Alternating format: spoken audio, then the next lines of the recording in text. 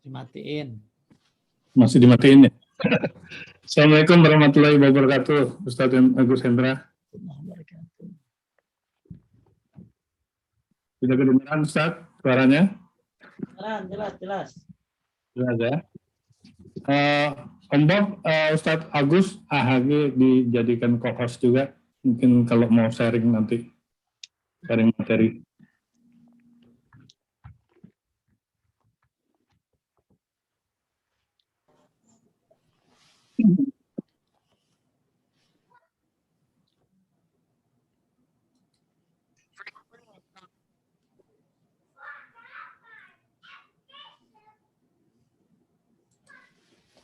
Baik Ustaz, sambil menunggu 2 menit lagi kita mulai, mungkin Ustaz nanti ada yang mau di-share materi?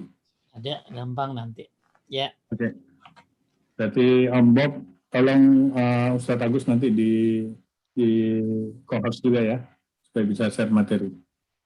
Baik Ustaz, sebagai pembukaan, MT Al-Hijrah ini kami baru berdiri bulan Desember tahun lalu, inisiasi oleh alumni SMA 70, khususnya dari 70 Angkatan 82. 70 bulungan.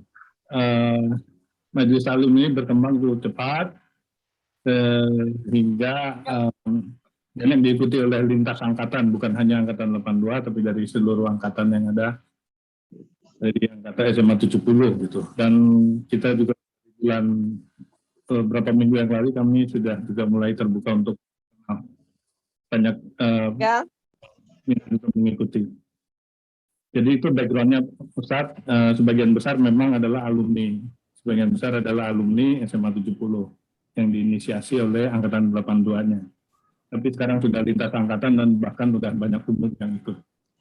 70 itu bulungan ya? Keberadaan Majelis Taklim Al-Hijrah ini.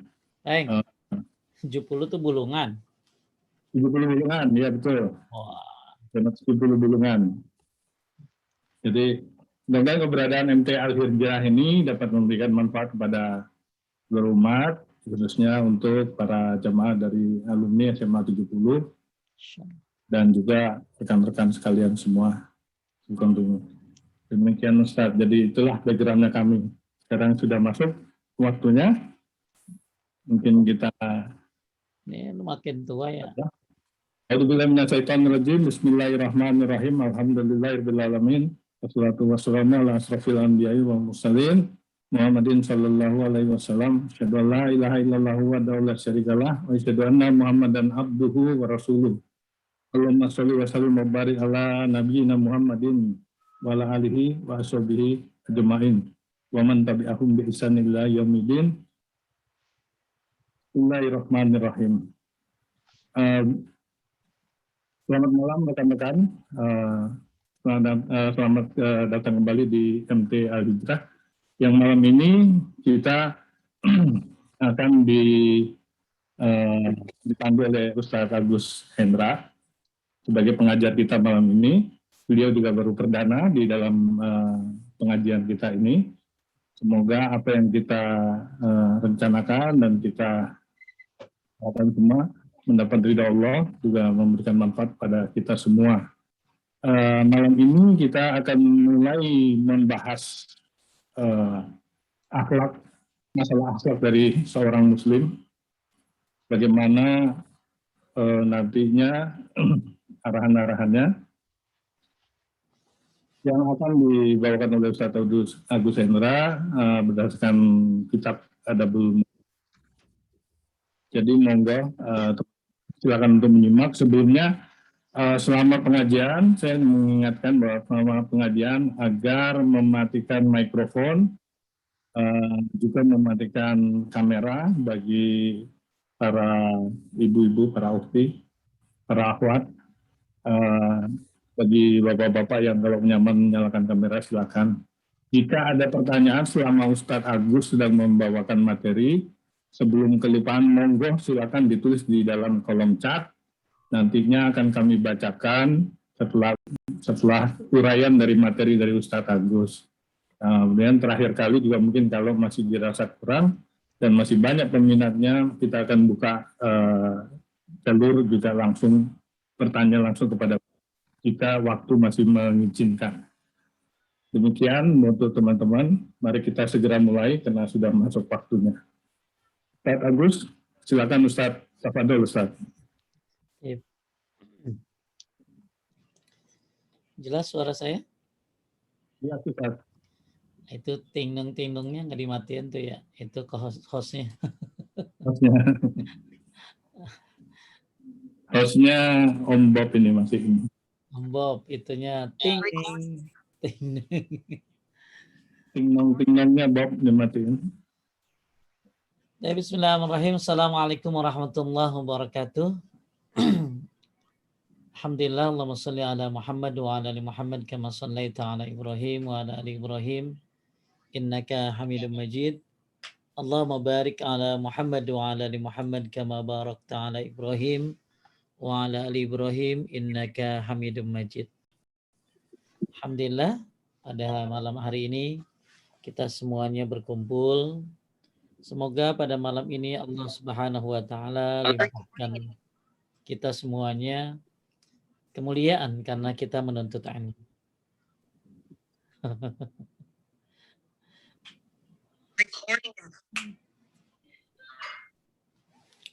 Baik, Bapak Ibu sekalian menaikkan Allah, sebelum kita mulai kajian, saya akan berikan adab-adab dulu. Itu Peng nggak bisa dimatiin Peng, tining-tiningnya. Dari ini ya, dari host ya. Oke. Saya akan berikan adab sebentar.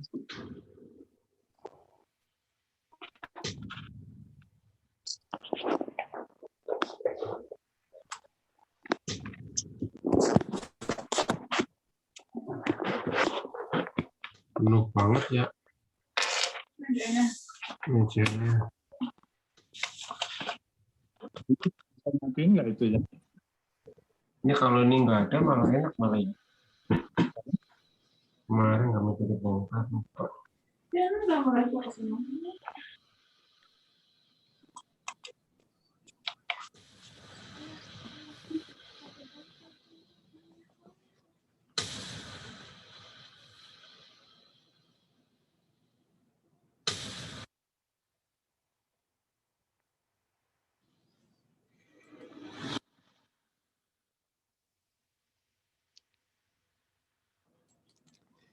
Alhamdulillah, Rasulullah sallallahu alaihi wasallam bersabda, sahibul ilmi yastaghfiru lahu kullu syai'in hatta al-hauta fil bahr.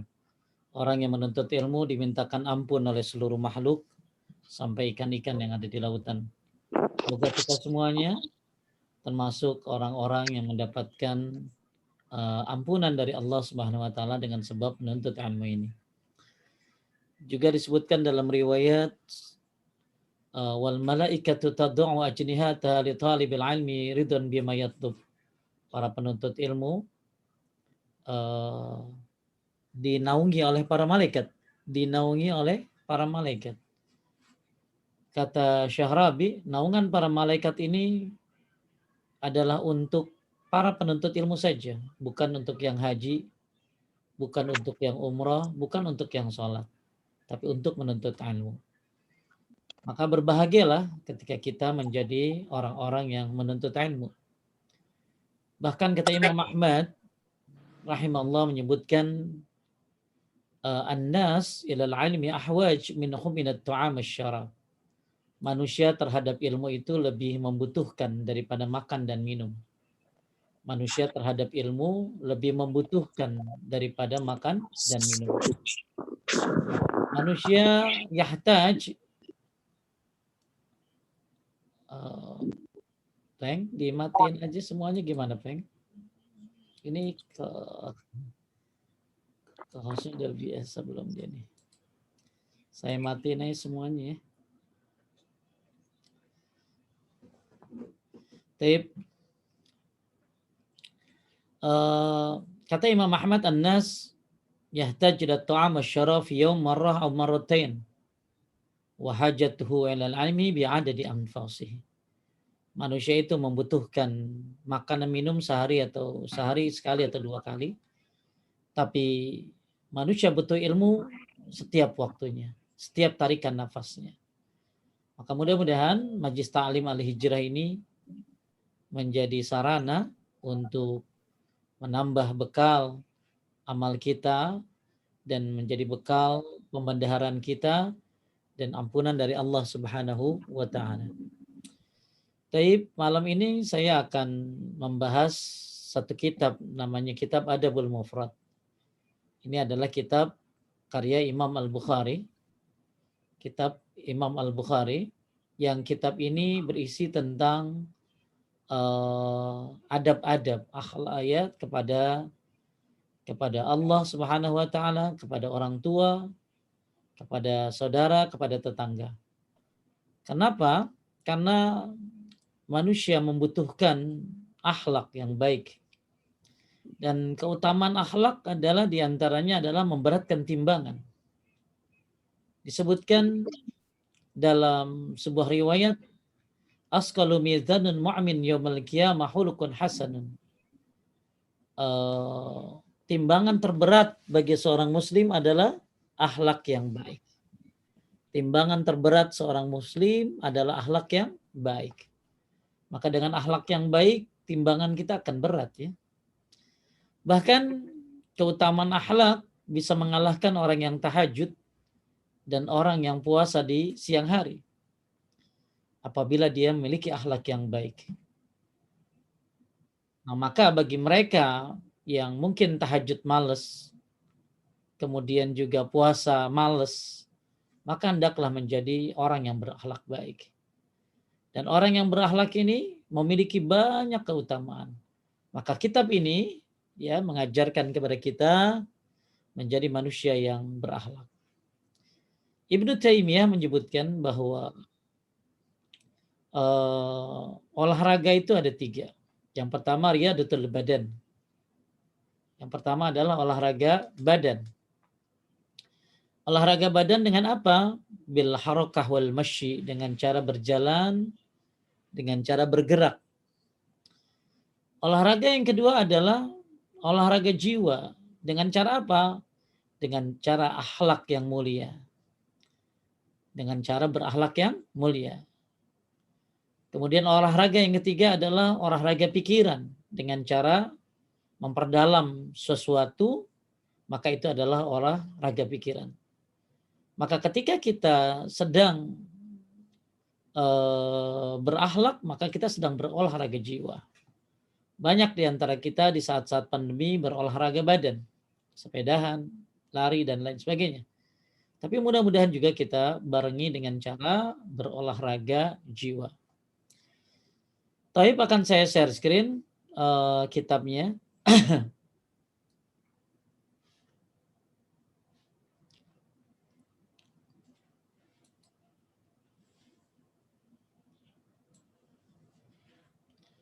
Kelihatan nggak ya? Coba. Sudah kelihatan. Kelihatan ya. Kalau bisa co-hostnya mah jangan dimatiin ininya, videonya, biar gue kagak sendirian. Iya, oke. Ya. Kita tampil udah. Ya, biar ada temennya. Ya, biar ada temennya. Tapi buat semuanya, inilah kitab Adabul Mufrad. Dimulai dengan surat Al-Ankabut ayat 8. Wa wassaynal insana biwalidayhi, dan kami wasiatkan kepada manusia untuk bergaul kepada dengan dua orang tuanya dengan baik. Ihsana. Ini ayat surat Al-Ankabut ayat 8 yang akan kita bahas lebih dalam dengan hadis-hadisnya tentang bagaimana poin yang pertama ini adalah tentang berbuat baik kepada orang tua, kemudian juga tentang sholat, kemudian juga hadis di bawahnya menyerangkan tentang jihad fi sabilillah. Abu Nasr Ahmad bin Muhammad bin Hasan bin Hamid bin Harun bin Abdul Jabbar Al-Bukhari, yang lebih populer dengan nama Ibnu Yanazaki, mengabarkan kepada kami, ya selanjutnya di akhir disebutkan Al-Walid bin Ilzari mengabarkan kepadaku, ia berkata, an Abi Amr Syaibani qala haddatsana sahibu hazihi dar wa awma'a biyadihi ila dari Abdillah qala sa'altu an-nabi sallallahu alaihi wasallam ayyul amali ahabbu ila Allah qala as-salatu ala waqtiha qultu summa ayyu qala summa birrul walidain qultu summa ayyu qala summa al-jihadu fi sabilillah qala haddatsani bi inna walau istazadtuhu lazadani. Boleh baca, Pak? Dari Abu Amr As-Sulami berkata, pemilik rumah ini sambil menunjuk Abdullah bin Mas'ud menceritakan kepada kami. Ia berkata, aku bertanya kepada Rasulullah Shallallahu Alaihi Wasallam, amal apa yang paling dicintai Allah? Beliau menjawab, salat pada waktunya. Aku bertanya lagi, lalu amal apa? Beliau menjawab, berbakti kepada kedua orang tua. Aku bertanya lagi, kemudian beliau berkata, untuk berjuang, berjihad di jalan Allah. Ibnu Mas'ud berkata, beliau bersabda demikian, kalau sekiranya aku minta ditambah, niscaya beliau akan menambahkannya. Baik, ini hadisnya. Ayatnya yang pertama adalah surat Al-Ankabut ayat 8. Diwasiatkan kepada manusia untuk bergaul dengan kedua orang tuanya dengan baik. Dan ingat, Allah Subhanahu wa taala menaruh orang tua itu di bawahnya. Ya, kita sering lihat di dalam Al-Qur'an disebutkan Allah Subhanahu wa taala berfirman, "U'budullaha wa la tusyriku bihi syai'a wa bil walidaini ihsana." Ya, Allah berfirman, sembahlah Allah dan jangan sekutukannya, dan hendaklah berbuat baik kepada orang tua. Jadi hak orang tua setelah hak Allah dan Rasulnya. Hak orang tua setelah hak Allah dan Rasulnya. Makanya ulama salaf mengatakan kewajiban berbakti kepada orang tua seperti kewajiban bertauhid kepada Allah Subhanahu wa taala. Saya ulangi, kewajiban berbakti kepada orang tua seperti kewajiban bertauhid kepada Allah Subhanahu wa taala. Maka hendaklah setiap manusia yang bertauhid berbakti kepada orang tuanya. Dan tentu kita sering dengar bagaimana ridha Allah, bagaimana ridha orang tua, ridha Allah fi ridhal walidain wa suhtullah fi suhtil walidain. Nah, hadis yang dibaca oleh Ahi Pengki di sini Abdullah bin Mas'ud menceritakan, aku bertanya kepada Rasulullah Sallallahu Alaihi Wasallam, amal apa sih yang paling dicintai Allah? Amal apa yang paling dicintai Allah? Maka beliau menjawab, salat pada waktunya. Nah ini, ya, salat pada waktunya. Kemudian berbakti kepada orang tua, kemudian baru berjihad di jalan Allah. Maka ada beberapa kandungan hadis, ya, yang dirangkum oleh seorang syekh namanya Syekh Luqman As-Salafi. Beliau merangkumkan kandungan hadis daripada hadis yang tadi dibaca. Yang pertama, hadis tadi mengandung fawaid. Satu, perintah untuk senantiasa mengerjakan sholat tepat pada waktunya. Nah, ini perintah untuk senantiasa mengerjakan sholat tepat pada waktunya. Malah Syekh bin Shalih Al-Utsaimin menyebutkan di antara tanda-tanda orang munafik adalah bagaimana dia menjaga sholatnya. Di antara tanda-tanda orang munafik terlihat bagaimana dia menjaga sholatnya. Maka penting kita untuk menjaga sholat kita, khususnya tepat pada waktunya. Malah di dalam Al-Quran disebutkan, wailul lil musallin, celaka orang yang sholat. Siapa orang sholat yang celaka? Alladzina hum an salatihim sahun, yang sholatnya itu lalai. Sholat lalai ada 4 kategori. Yang pertama, tidak pada waktunya. Makanya sholat lalai adalah sholat yang tidak pada waktunya. Yang kedua, orang yang tidak mengerti syarat dan rukun sholat. Yang ketiga, orang yang tidak khusyuk dalam sholatnya. Yang keempat, orang yang tidak paham makna bacaan-bacaan dalam sholatnya. Maka siapa yang ada empat-empatnya sempurna kelalaiannya, dan barang siapa ada salah satunya maka lalai dalam sholatnya. Di antaranya adalah tidak mengerjakan pada waktunya. Maka kembali lagi, manusia harus menghindari daripada sifat-sifat munafik. Di antara sifat munafik adalah tidak bisa menjaga waktu sholatnya.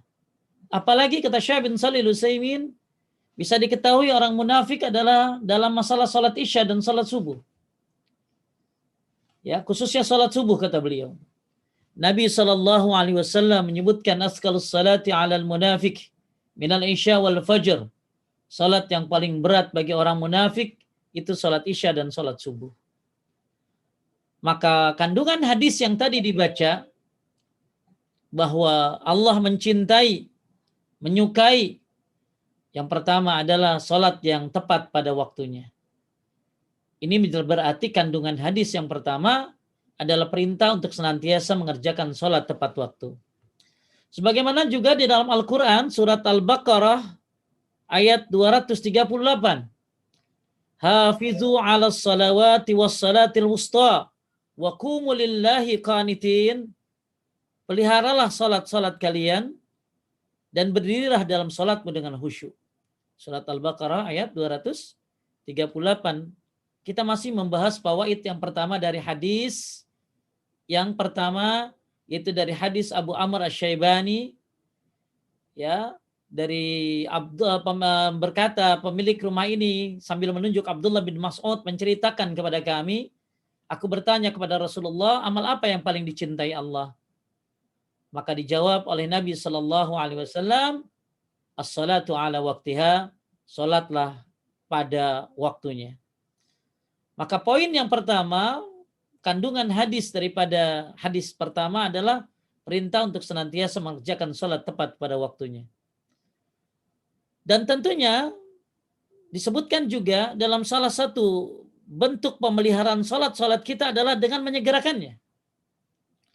Karena hal itu akan menjadikan seorang aman dari kehilangan waktunya yang diakibatkan lupa atau kesibukan.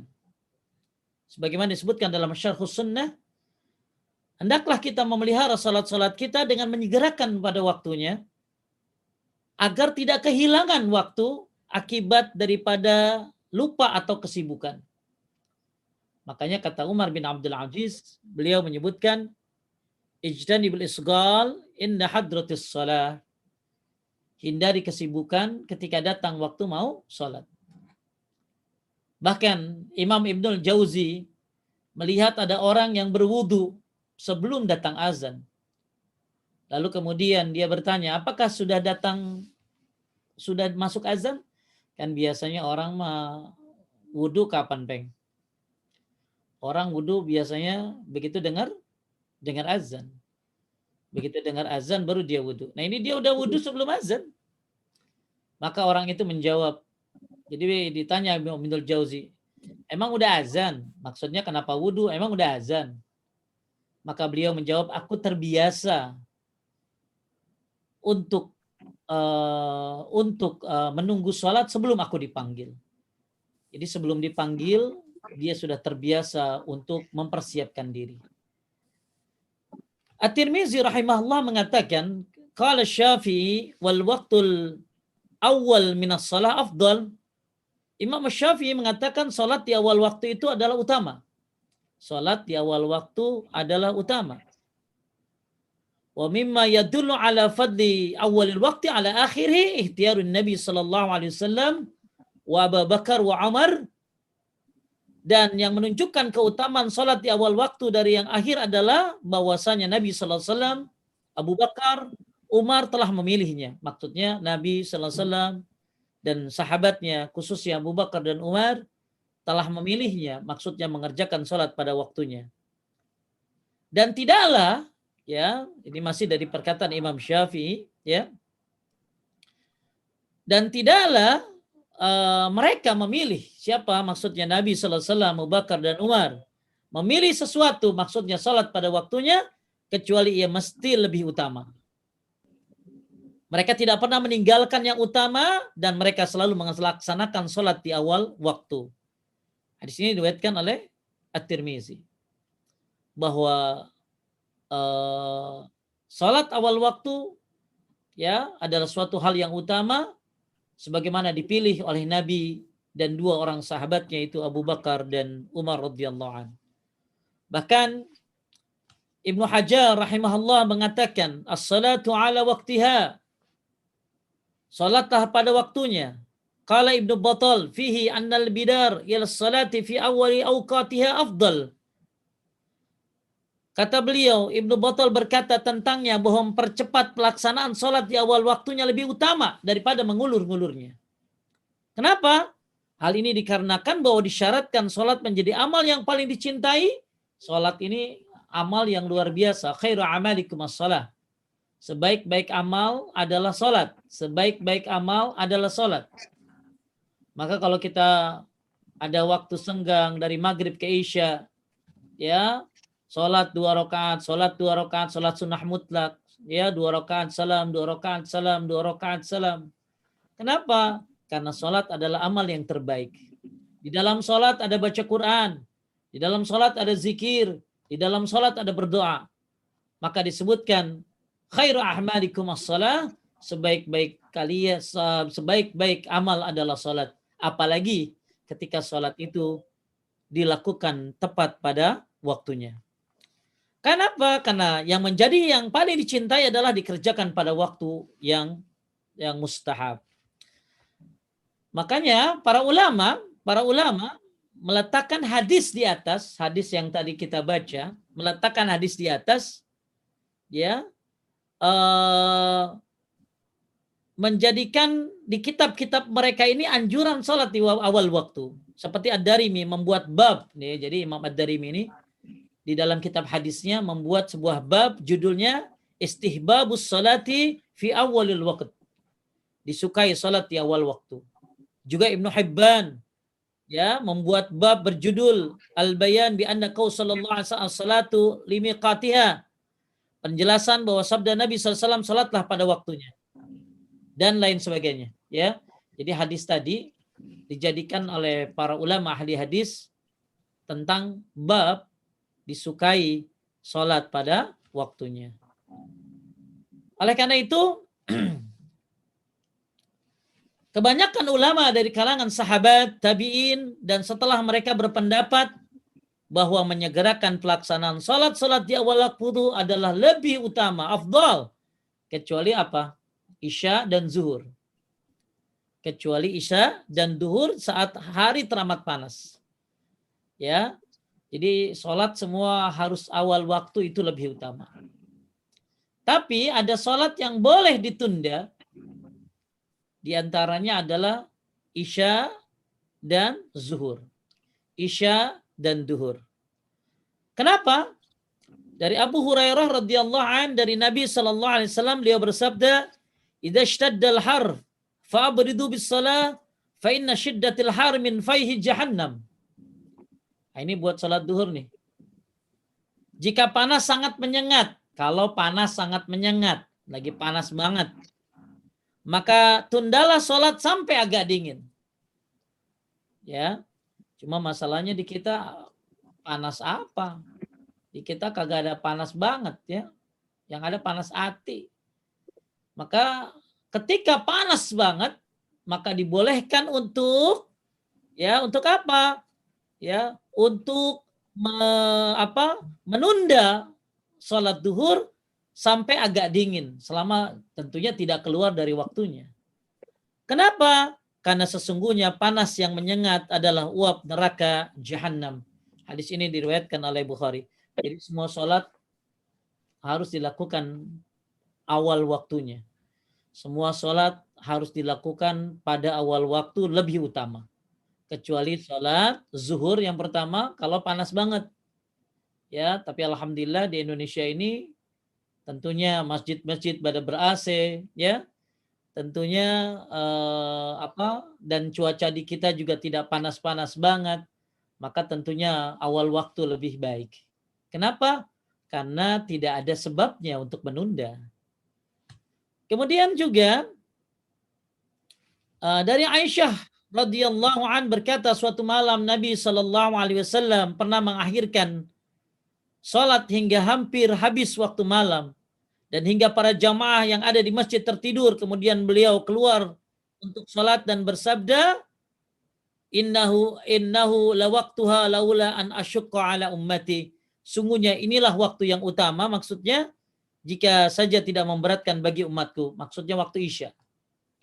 Jadi waktu Isya yang utama adalah diakhirkan, tapi bukan diakhirkan ini bukan di waktu tahajud, tapi diakhirkan ini sebelum tengah malam. Diakhirkan sebelum tengah malam. Rasulullah sallallahu alaihi wasallam menegakkan salat Isya. Jadi Nabi itu kalau salat Isya itu ngelihat kondisi makmum.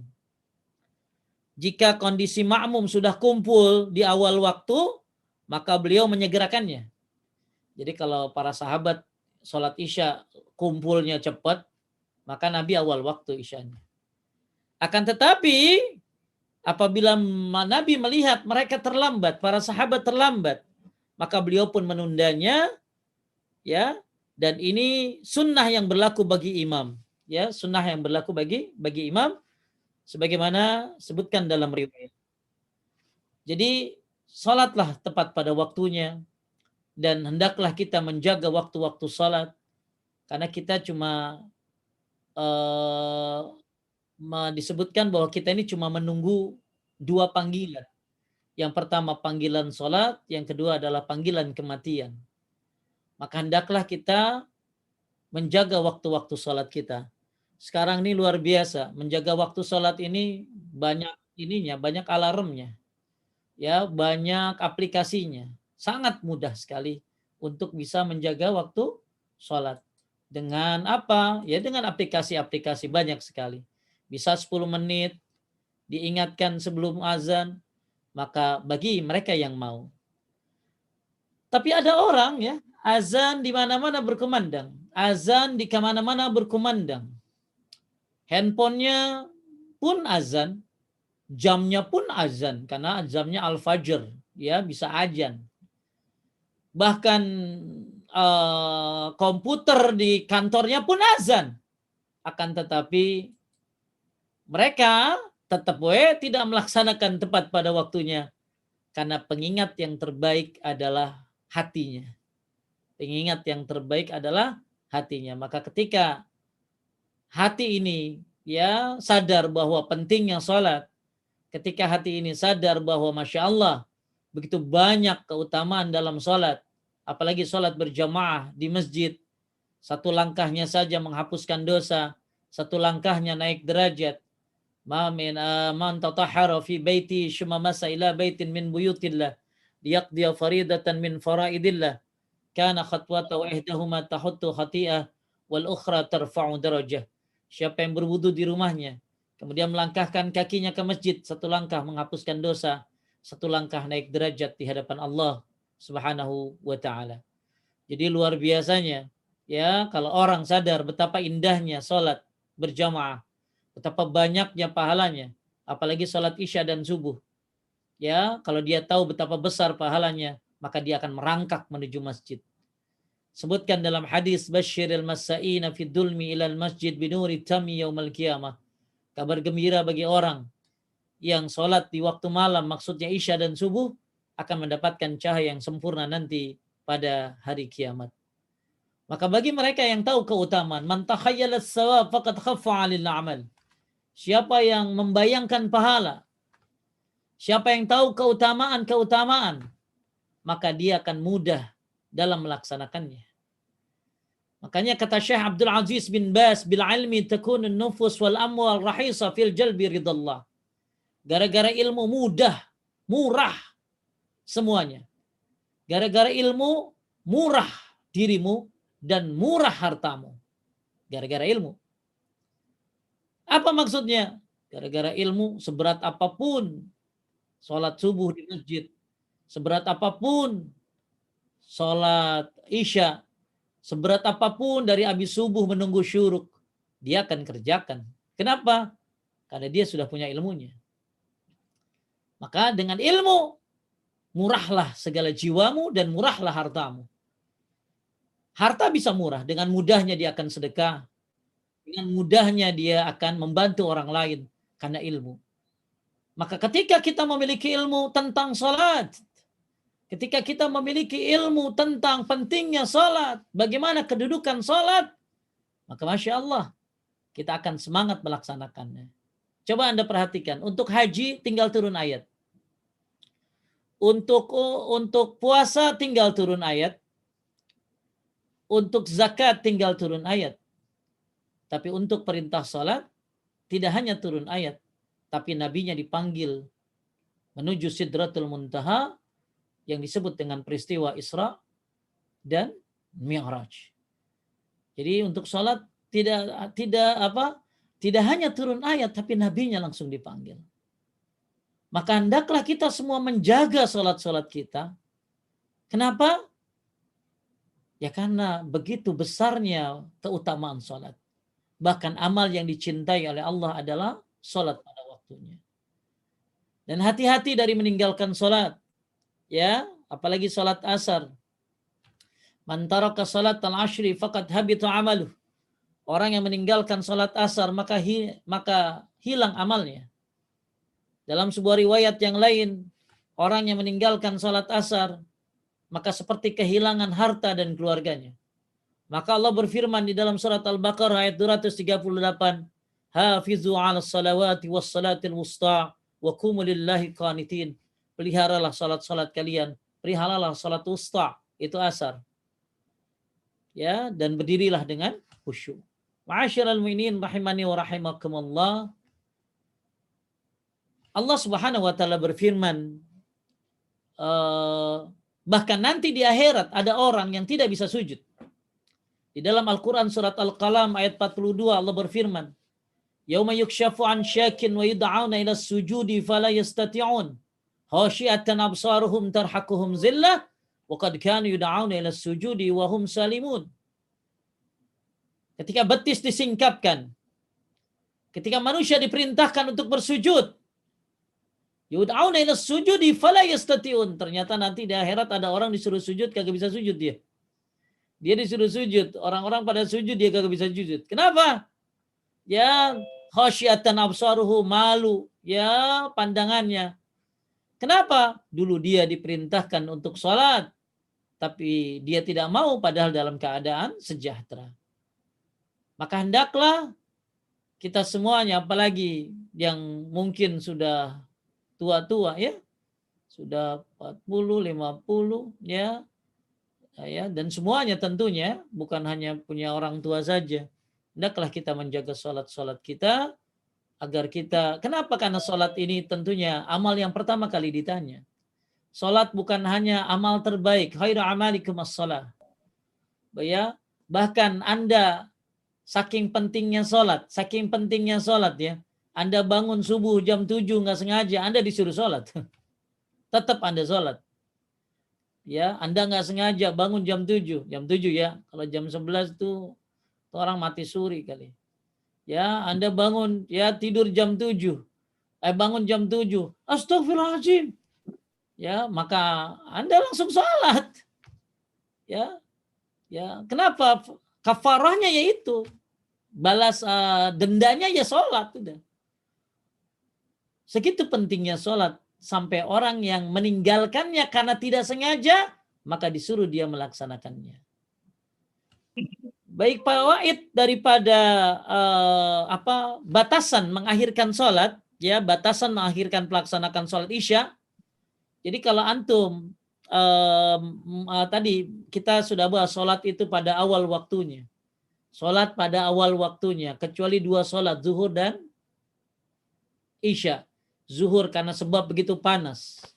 Ya, tapi Pak Ustadz saya panas sih, tapi saya belain sholat awal waktu. Nggak apa-apa kan? Nggak apa-apa, kata Syekh Abdul Aziz bin Baz. Ya, jadi walaupun Anda dapat kemudahan, tapi tapi takut nggak enak kan? Hati kalau biasa awal waktu kemudian aduh kayaknya nanti, maka Anda tetap sholat walaupun panas begini, nggak masalah, ya, nggak masalah. Nah, untuk masalah mengakhirkan pelaksanaan sholat isya, ya sebutkan dalam hadis Aisyah radhiyallahu an, tidak boleh melebihi tengah malam. Jadi dari Anas radhiyallahu an, dia berkata, sallallahu alaihi wasallam salat al-isya ila nisfil lail. Akhiran Nabi sallallahu alaihi wasallam salat al-isya ila nisfil lail. Nabi sallallahu alaihi wasallam mengakhiri pelaksanaan salat isya hingga pertengahan malam. Jangan lebih dari pertengahan malam. Kemudian juga hadis Jabir, disunnahkan menyegerakan pelaksanaan salat di awal waktu karena itu sering dilakukan oleh Rasulullah SAW. Nah, tentunya bagi laki-laki yang pengen mengakhirkan sholat isya, ya lihat imamnya. Imam di masjidnya emang sholat isya jam 11. Ya kan nggak ada imam sholat isya jam 11. Pasti sholatnya awal waktu. Maka ya ikutin imam setempatnya. Tapi buat ibu-ibu yang tidak ada kewajiban ke masjid, ya tentunya bisa mengakhirkan sholat isya. Tapi jangan lewat dari tengah malam. Ibu bisa sebelum tidur misalnya jam 9, jam 10. Tapi jangan lewat dari tengah malam. Ma'asyiral mu'minin rahimani wa rahimakumullah. Ini kandungan hadis yang pertama. Hendaklah senantiasa kita mengerjakan sholat tepat pada waktunya. Dan jagalah waktu-waktu sholat. Bahkan orang-orang munafik diketahui dari menjaga waktu sholatnya. Apalagi sholat subuh. Ya, sholat subuh jagalah waktunya. Karena sholat yang paling berat bagi orang munafik adalah isya dan subuh. Kemudian yang kedua, fawaid yang kedua dari hadis yang tadi dibaca adalah keutamaan menghormati kedua orang tua. Ya, keutamaan menghormati kedua orang tua. Ada beberapa hal bagaimana kita menghormati orang tua. Yang pertama adalah ada banyak ya cara menghormati orang tua itu. Saya akan sebutkan poin-poinnya saja karena terlalu banyak. Satu, berkata, boleh poinnya, Peng? Nomor 1 masih dimatiin. Ya.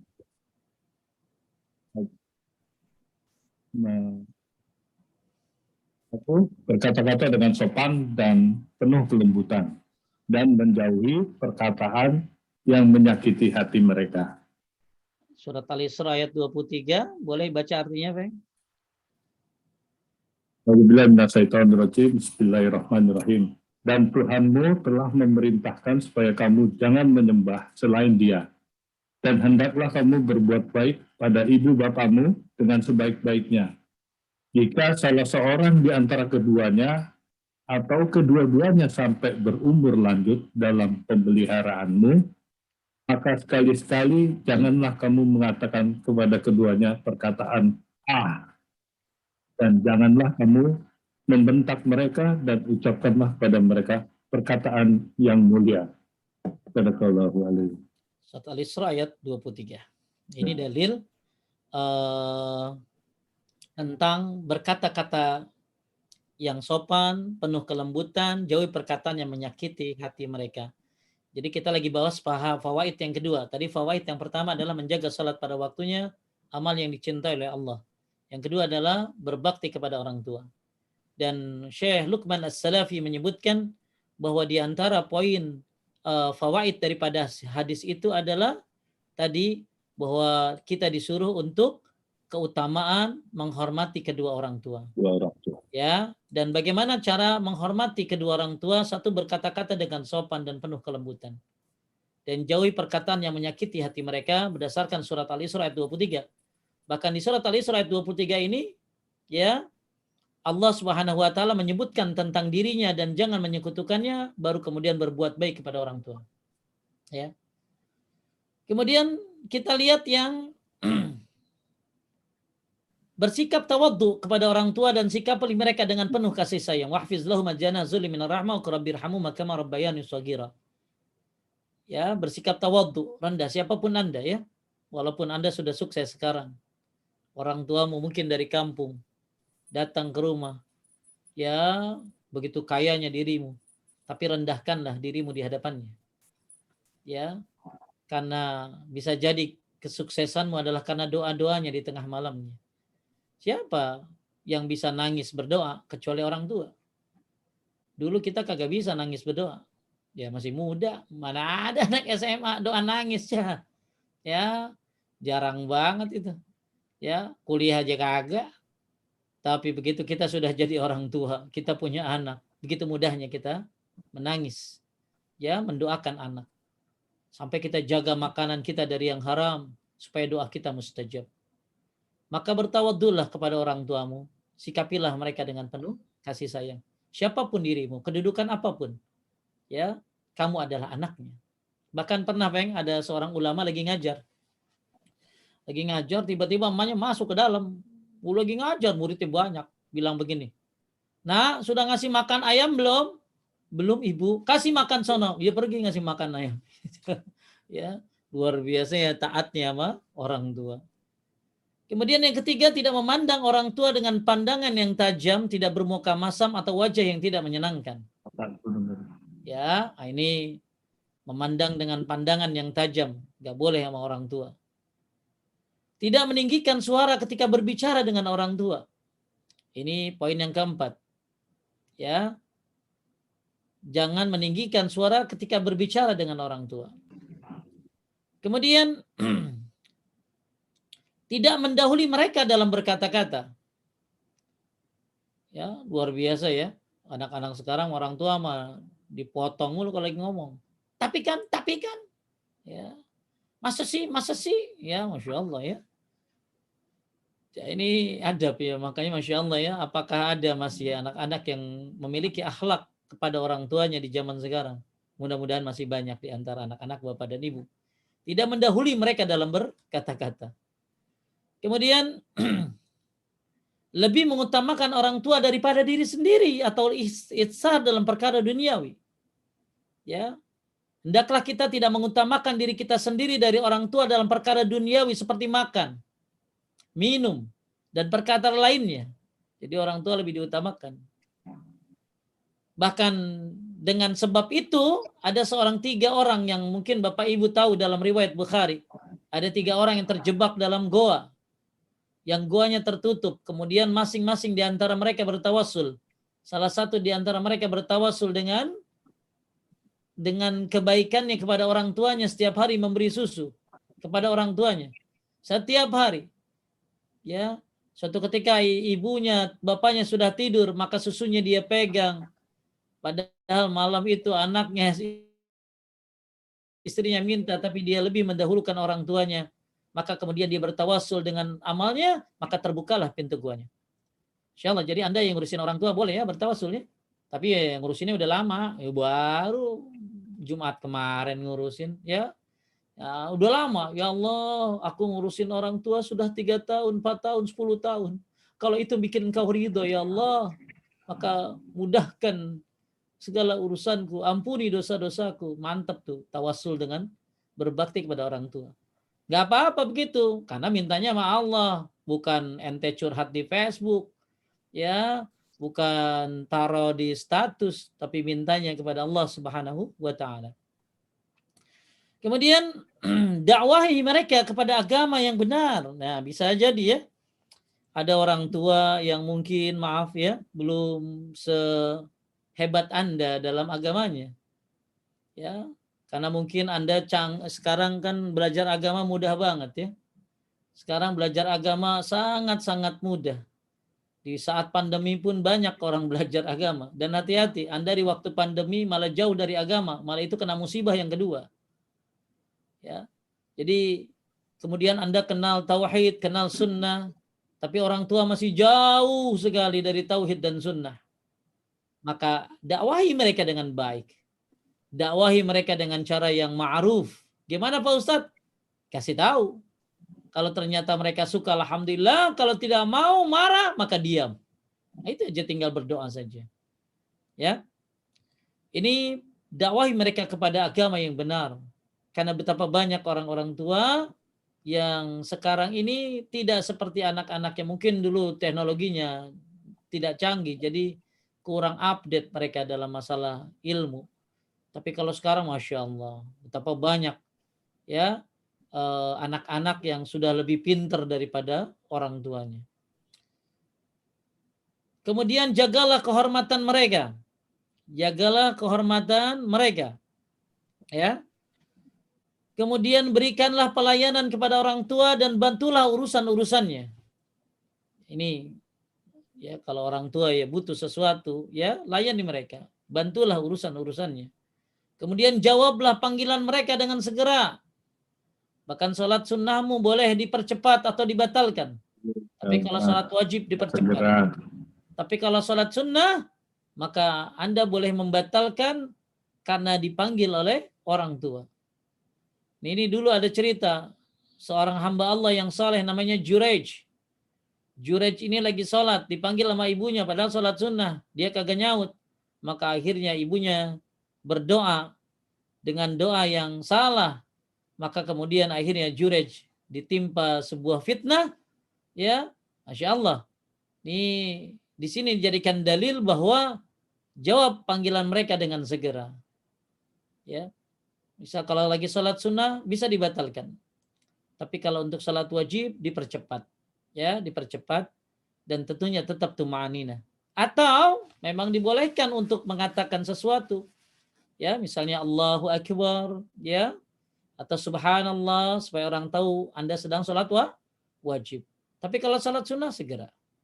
Bahkan waktu itu ya, ada seorang kakak yang mengurus orang tuanya. Jadi ada dua adik kakak. Adiknya tahajud terus, kakaknya ngurusin orang tua di malam hari. Kemudian akhirnya si kakak, si adik bilang, gantian dong saya ngurusin orang tua. Enggak, saya aja. Ya lebih baik ngurusin orang tua daripada sholat sunnah.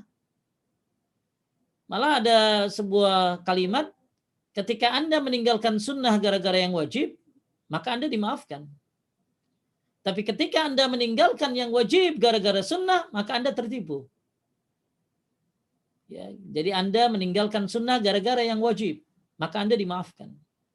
Gara-gara orang tua, ngurusin orang tua, Anda nggak sempat tahajud, dimaafkan. Tapi gara-gara yang sunnah Anda ninggalin yang wajib, maka Anda tertipu. Ya.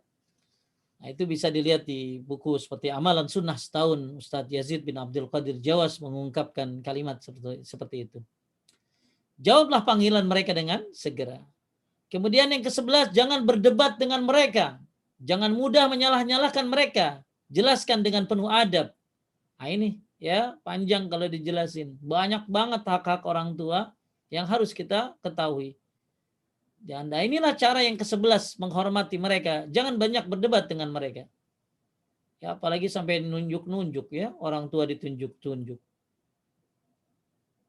Kemudian yang ke-12, segera bangkit menyambut mereka ketika mereka masuk rumah dan ciumlah tangan mereka.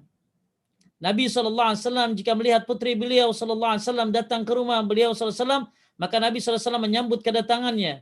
Beliau SAW berdiri lalu berjalan menyambut, mencium, menggandeng tangannya lalu mendudukannya di tempat duduk beliau. Jika Nabi SAW mendatangi rumah Fatimah radhiyallahu anhuma, maka Fatimah menyambut kedatangannya. Nabi SAW dia bangkit berjalan ke arah beliau sambil mencium kening Nabi Sallallahu Alaihi Wasallam.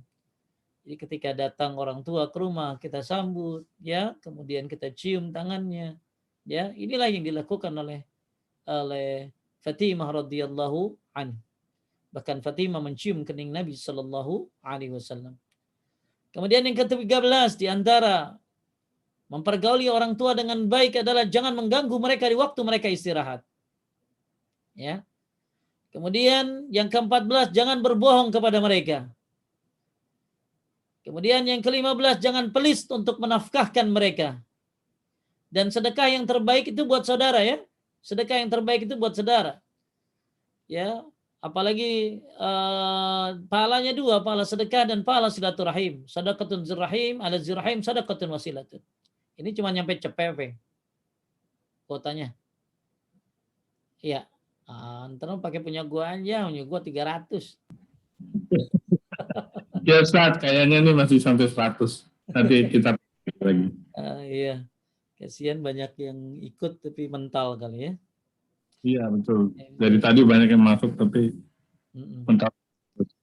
Ya, biasanya berapa orang? Biasanya sih 60-an. 60-an. Taib. Ahad mungkin ya pada sempat, alhamdulillah. Iya, Jangan betul, pelit Ustaz. ya. Jadi pahalanya 2, pahala sedekah, pahala silaturahim. Ya. Kemudian sering-seringlah mengunjungi mereka. Ya. Sering-sering mengunjungi mereka. Ya, Masya Allah ya. Kadang-kadang saking sibuknya ya sampai lupa. Nanti masih ada Peng orang tua? Ya, saya sudah alhamdulillah sudah nggak ada, tapi ya Ya. dua-duanya sudah nggak ada. Jadi mudah-mudahan dengan amal soleh kamu mereka bahagia ya. Makanya Insya Allah Ustaz. ya Insya Allah. solehkan dirimu ya. Nggak usah gua bongkar siapa lu kan. Jangan Ustaz. Solehkan dirimu Peng ya. Masya Allah luar biasa Peng Gila. Perubahannya ya. Masya Allah. Rojak mana Rojak? Abdul Rojak mana Abdul Rojak? Urusan anak sama antum aja itu, jangan di sini lah. Ya, aduh ya Allah ya Rahman ya. Insya Allah luar biasa perubahan manusia ya. Banyak orang menjadi lebih baik lagi di usia-usia akhirnya mudah-mudahan. Ya, ini yang terpenting ya. Akhir yang baik insya Allah ya. Mudah-mudahan kita semua juga akhir yang baik. Dan mudah-mudahan kita juga punya anak yang mengurusi kita nanti di saat-saat di akhir-akhir hayat kita. Salah satu yang hak menjadi orang tua adalah sering-sering mengunjungi mereka. Ya, Masya Allah. Bahkan seorang istri bagus mengingatkan suaminya untuk menjenguk orang tuanya. Ya, bahkan seorang istri bagus berkata begini, Peng. Jangan kau cintai aku melebihi cintamu kepada orang tuamu. Tuh, bagus tuh bini ngomong begitu tuh. Jangan kau cintai aku melebihi cintamu kepada orang tuamu. Ya. Ini kagak, kadang-kadang istri anak mau ngasih orang tua dipantau istri, jangan begitu, Peng. Ya, jangan ya. Ya, lu bini ngeliatin dari jauh, ngasih apa lu? Ngasih apa lu? Ya, kagak ngasih apa-apa, dikit. Berapa? Sejuta. Hah, sejuta? Kasih 5 juta, emak pelit lu. Itu istri yang baik tuh kayak begitu tuh. Ya, Masya Allah. Masih bini masih yang sama. Ya.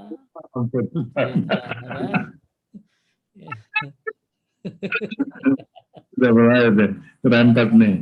Alhamdulillah, Masya Allah ya. Ya, jadilah istri yang mendukung suaminya untuk berbakti kepada orang tuanya. Ya, pernah ada ibu-ibu bilang ini, laki saya udah 3 tahun kagak nemuin ibunya gitu loh. Lah, ya ibu kasih tahu lah. Ya habis gimana ya? Gitu. Ini jangan ya, hendaklah seorang istri mendukung suaminya untuk berbakti kepada orang tuanya. Karena surga suami ada di orang tuanya, sedangkan istri ada pada suaminya. Ya. Kemudian di sini ada satu hadis yang luar biasa nih, Peng. Coba baca, Peng. Pernah ada? Ada seseorang pergi mengunjungi saudaranya di daerah yang lain. Allah pun mengutus malaikat kepadanya di tengah perjalanannya. Ketika mendatanginya, malaikat tersebut bertanya, engkau mau kemana? Ia menjawab, aku ingin mengunjungi saudaraku di daerah ini. Malaikat bertanya, apakah ada suatu keuntungan yang ingin engkau dapatkan darinya? Orang tadi mengatakan, tidak ada, kecuali karena aku mencintainya karena Allah Azza wa Jalla. Maka malaikat mengatakan, sesungguhnya aku diutus oleh Allah kepadamu untuk mengabarkan bahwa Allah mencintaimu sebagaimana engkau mencintai saudaramu karenanya. Masya Allah. Itu kalau ente jenguk saudara ya. Ya, jenguk teman. Misalnya jenguk Abdul Rojak di Raples. Jenguk siapa? Yang masih sering ketemu siapa? Angkatan 70. Ya, siapa nih? Ada Bob di sini. Ada Adenovit. Ya, ketika Anda menjenguk teman ya, menjenguk teman ya. bukan mantan nih, jenguk teman, ya, teman. Ya, menjenguk teman yang laki-laki. Itu karena apa Anda menjenguknya, mengunjunginya? Karena Allah. Ya, maka akhirnya malaikat bilang apa? Sungguh aku diutus oleh Allah kepadamu untuk mengabarkan bahwa Allah mencintaimu sebagaimana engkau mencintai saudaramu. Ini baru jenguk teman, Van. Bagaimana jenguk orang tua?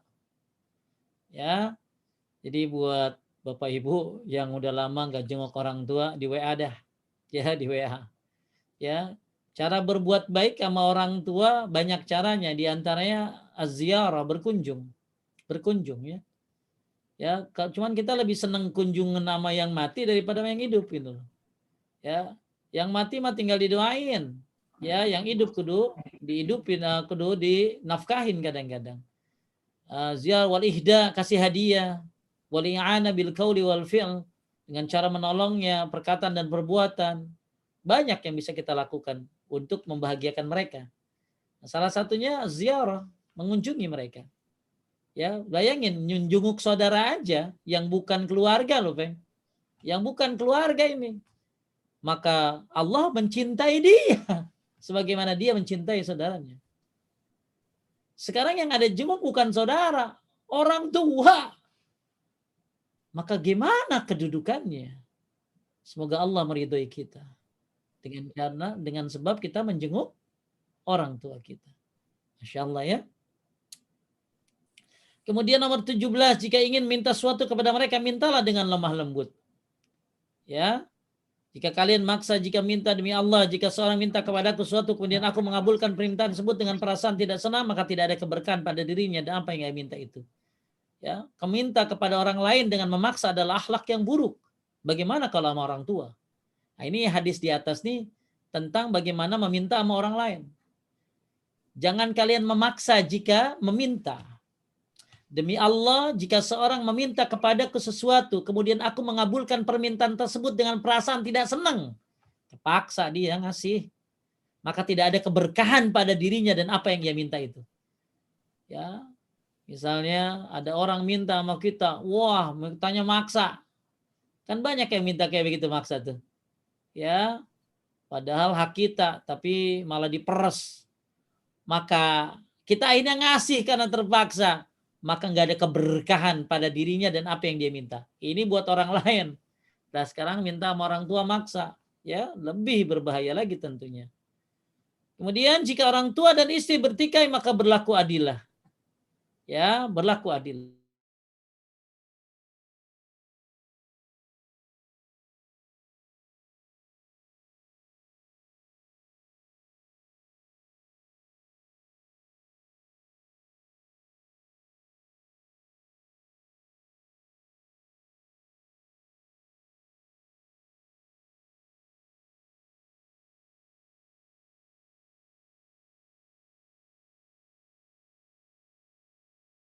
Adil. Kemudian bermusyawarahlah mereka dalam urusan-urusanmu, masya Allah ya. Ajaklah orang tua berdiskusi dalam masalah-masalahmu, wasyawirhum fil amr. Bermusyawarah dengan mereka dalam urusan-urusanmu. Ya. Kemudian berziarah kubur mereka dan sering-sering doakan mereka. Ya. Berziarah kubur itu boleh ya. Daripada ziarah kubur yang enggak jelas mendingan ziarah kubur orang tua ya. Ya. Enggak usah ziarah kubur yang jauh-jauh ya, yang dekat aja orang tua. Itu yang terbaik, berziarah kubur, menziarahi kubur orang tua kalau orang tuanya sudah meninggal. Nah, inilah, dan sering-sering mendoakan ya tentunya. Ya, doa anak yang soleh. Karena 3 yang ditinggalkan diantaranya anak yang soleh. Maka doamu luar biasa. Sampai-sampai nanti di akhirat ada orang tua bilang begini, annalihaza, ya Allah ini surga buat saya, ya Allah ini surga buat saya, kata orang tuanya. Kenapa? Bistighfari waladika laka, karena anakmu sering minta ampun buat kamu. Masya Allah. Ya, jangan main-main doa Allah maghfirlaha warhamha, Allah maghfirlahu warhamhu, Allah maghfirlahu warhamhu. Ya, jangan main-main doa-doa minta ampun tuh. Jadi nanti di akhirat ada orang tua yang mengatakan annalihaza, ya Allah ini surga buat saya. Ternyata bistighfari waladika laka, karena orang tuamu banyak, karena dirimu banyak meminta ampun buat orang tuamu. Maka doakan orang tuamu yang sudah meninggal. Yang belum meninggal ya diurus, didoakan juga. Yang sudah meninggal banyak hal-hal yang bermanfaat buat mayit. Banyak ya hal-hal yang bermanfaat buat mayit dari anaknya. Di antaranya salah satunya adalah doa. Baik, inilah 20 tentang bagaimana kita memperlakukan orang tua. Kembali lagi kepada kitabnya Adabul Mufrad. Baik, jadi yang kedua hadis tadi mengajarkan kita menghormati kedua orang tua. Lanjut yang ketiga, Pak.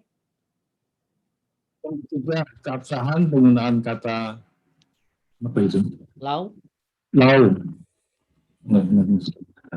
seandainya. Kata Abdullah bin Mas'ud. Ya, jadi nggak apa-apa kata-kata lau itu ya. Ya agak panjang ucapannya. Jadi lau ada yang nggak boleh, ada yang boleh. Ya, tapi lau yang nggak boleh itu menolak takdir. Tapi kalau lau yang andai aku bertobat, ya maka aku akan selamat, itu boleh gitu ya, seperti itu. Ada banyak pembahasan tentang kalimat lau. Kemudian keempat, fawaid daripada hadis yang tadi, perlunya mempertimbangkan situasi dan kondisi penanya ketika menjawab pertanyaan. Nah, ini penting ya. Kalau pengajar ini mempertimbangkan situasi dan kondisi penanya ketika menjawab pertanyaan. Maka Nabi SAW orang yang sangat tahu keadaan penanyanya. Penanyanya ini butuh apa? Ya. Jadi yang ditambahkan cuma 3. Masih ingat nggak tadi, Peng? 3 itu apa? Amal yang dicintai Allah itu apa? 1, sholat pada waktunya. Pada waktunya, utama Bakti menghormati kepada kedua orang orang tua. tua, Kemudian jihad jihad fisabilillah. fisabilillah. Nabi, tapi kalau mau ditambahin nama Nabi ditambahin, tapi Nabi cukup segitu aja karena Nabi tahu kondisinya. Nah, itu kalau dakwah begitu, lihat keadaan. Ya, kalau orangnya udah 3 aja udah cukup deh. Banyak-banyak takutnya lupa dia. Ya, banyak emak-emak nyatet ya. Tadi kagak dibaca lagi. Ya, dengerin ya. Tahu-tahu habis itu kepentok itu pintu blank lagi. Udah manusia sama tempatnya lupa udah. Maka penting ilmu dicatat dan dibaca. Kemudian diulang-ulang lagi. Maka kata Muaz bin Jabal, di antara siapa yang memurajaah ilmu itu seperti tasbih. Murajaah ilmu, mengulang kembali ilmu-ilmu yang sudah diajarkan. Kan banyak ustadz-ustadz yang udah ngaji pelajaran ya. Gua lihat ustadz-ustadz Al-Hijrah keren-keren. Wah, ya kayaknya yang anak kecil gua doang kali. Ya. Tuh ya. Nah, tinggal ente ngamalin kagak tuh, ya. Dicatat, dimurajaah lagi, ya. Jangan sampai ilmu hanya jadi koleksi. Maka ketika Anda menjadi seorang pengajar, kemudian ada yang bertanya, maka penting mempertimbangkan situasi dan kondisi penanya. Ya, kayak ini pernah nggak dengar pengen hadis orang yang bunuh 99 orang, pernah ya? Pernah nggak? Pernah, Ustaz. Pernah dengar kan ada orang bunuh 99 orang. Terus akhirnya dia datang ke kiai yang ke-100. Saya kalau taubat diterima enggak? Saya udah bunuh 99 orang. Lah kiainya kurang gaul. Kiainya kagak lihat kondisi. Itu orang udah bunuh 99 malah dibilang kamu tidak diampuni. Kalau begitu tanggung Pak Kiai 100 kalian. Habis tuh Kiai. Ya. Maka kemudian datang kepada yang ke-101. Ternyata yang ke-101 mengasih tahu. Ya, semua bisa diampuni oleh Allah Subhanahu wa taala. Selamat itu. Ya. Penting kita dakwah melihat situasi dan kondisi. Kemudian yang kelima, pengagungan para sahabat terhadap Rasulullah Sallallahu Alaihi Wasallam dengan tidak banyak bertanya kepada beliau. Ya. Kemudian yang keenam, metode tanya jawab merupakan salah satu metode terbaik dalam mengulangi pelajaran. Kan Nabi nanya tuh, tadi Nabi nanya apa? Ya, amal apa yang paling dicintai Allah? Nabi ditanya, kemudian Nabi menjawab. Makanya metode tanya jawab itu bagus. Ya, metode tanya jawab itu bagus. Kemudian yang terakhir, pelajaran bagi seorang mufti dan pengajar untuk bersabar dalam menghadapi penanya dan murid yang diajari. Nah ini, ya, ya buat ustadz yang banyak ditanya ya sabar dah, ya sabar. Kadang-kadang ada murid yang gak ngerti-ngerti, Ya, udah dibahas kagak ngerti ya kudu sabar deh tuh. Ya, itu sabar dan mudah-mudahan sabarnya ya tentu akan menjadi kesabarannya akan jadi pahala buat para asatiz insyaallah. Baik, inilah hadis pertama dari kitab Adabul Mufrad. Ada 3 kesimpulan di sini ya, yaitu tentang sholat pada waktunya. Tadi sudah saya bahas tentang masalah sholat panjang lebar, pentingnya sholat, menjaga sholat.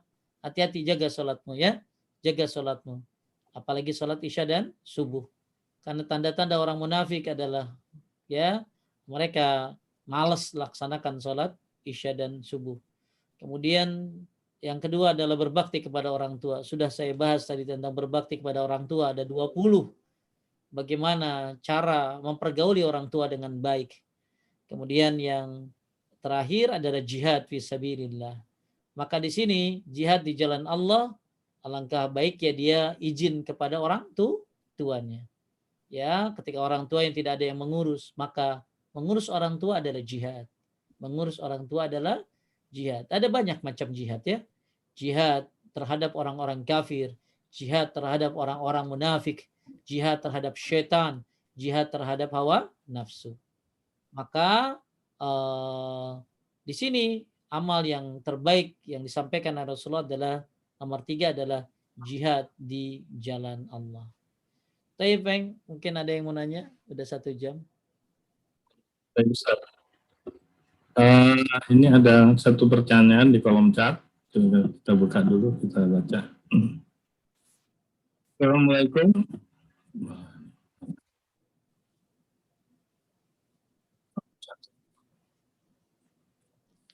Assalamualaikum warahmatullahi wabarakatuh. Izin Ustadz, izin bertanya Ustadz, apakah turunnya surat Al-Isra bersamaan dengan peristiwa Isra Mi'raj?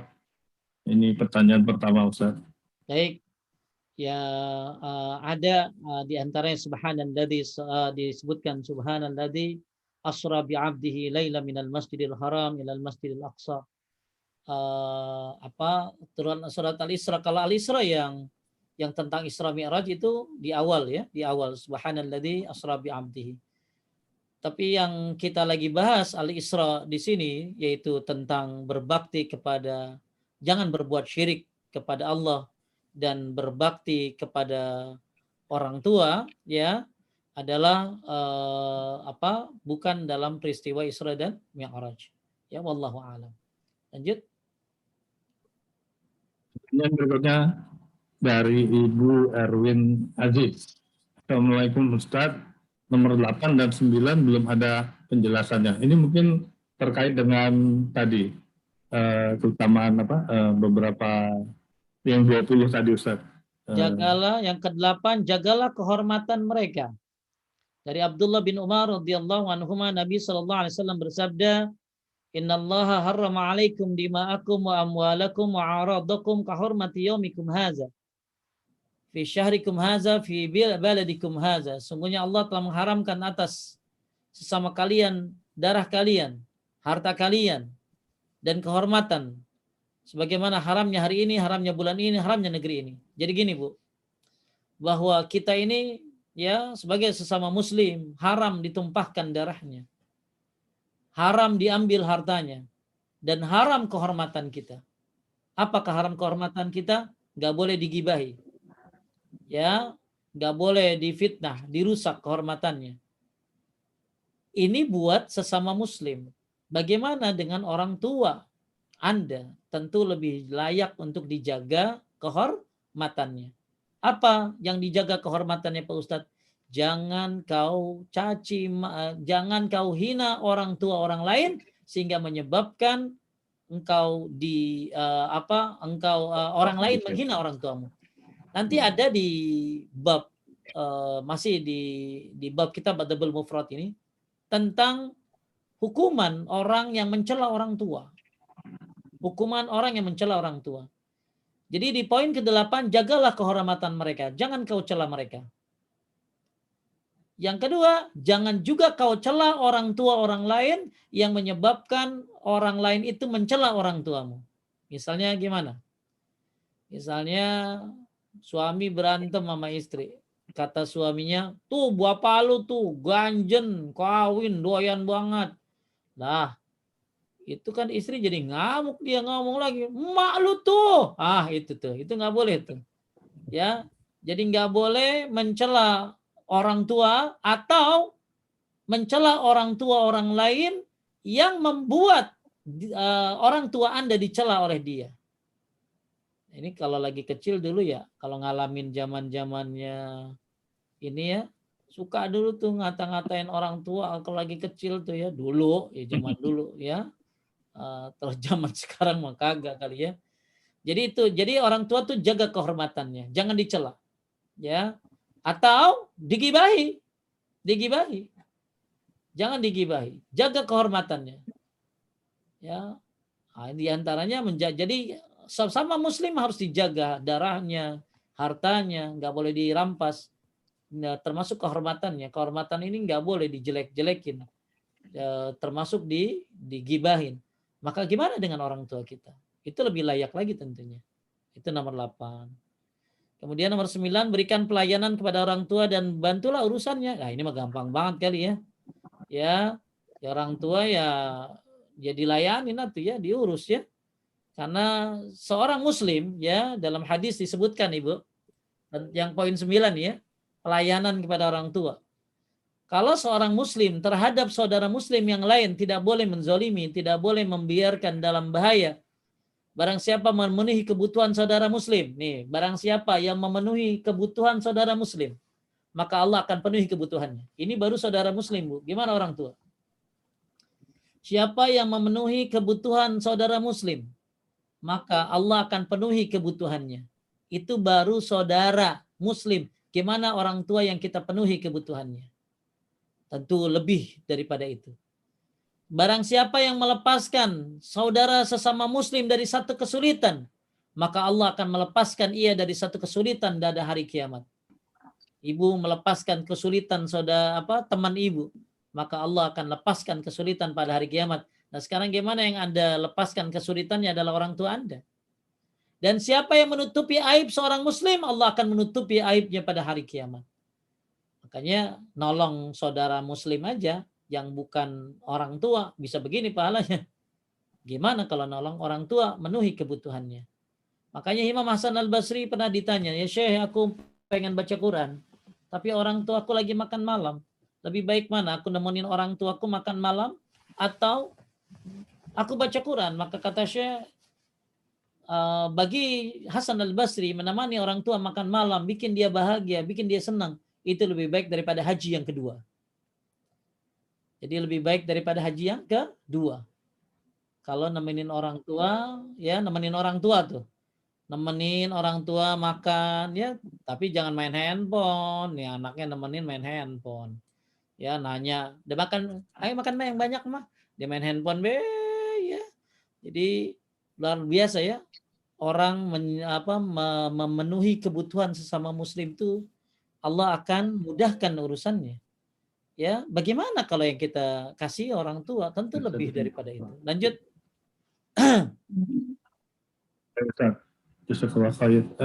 Berikutnya dari Neni. Bismillah. Ustadz, Afwan pertanyaan di luar tema. Saat ini untuk daftar haji setoran uang di awal 25 juta. Dan antrian belasan tahun mendekati di atas 20 tahun. Kurang lebih infonya demikian dari bank. Apakah sudah afdal terhitung niat haji bagi anak saya? Alhamdulillah. Bagi anak saya yang alhamdulillah umur sudah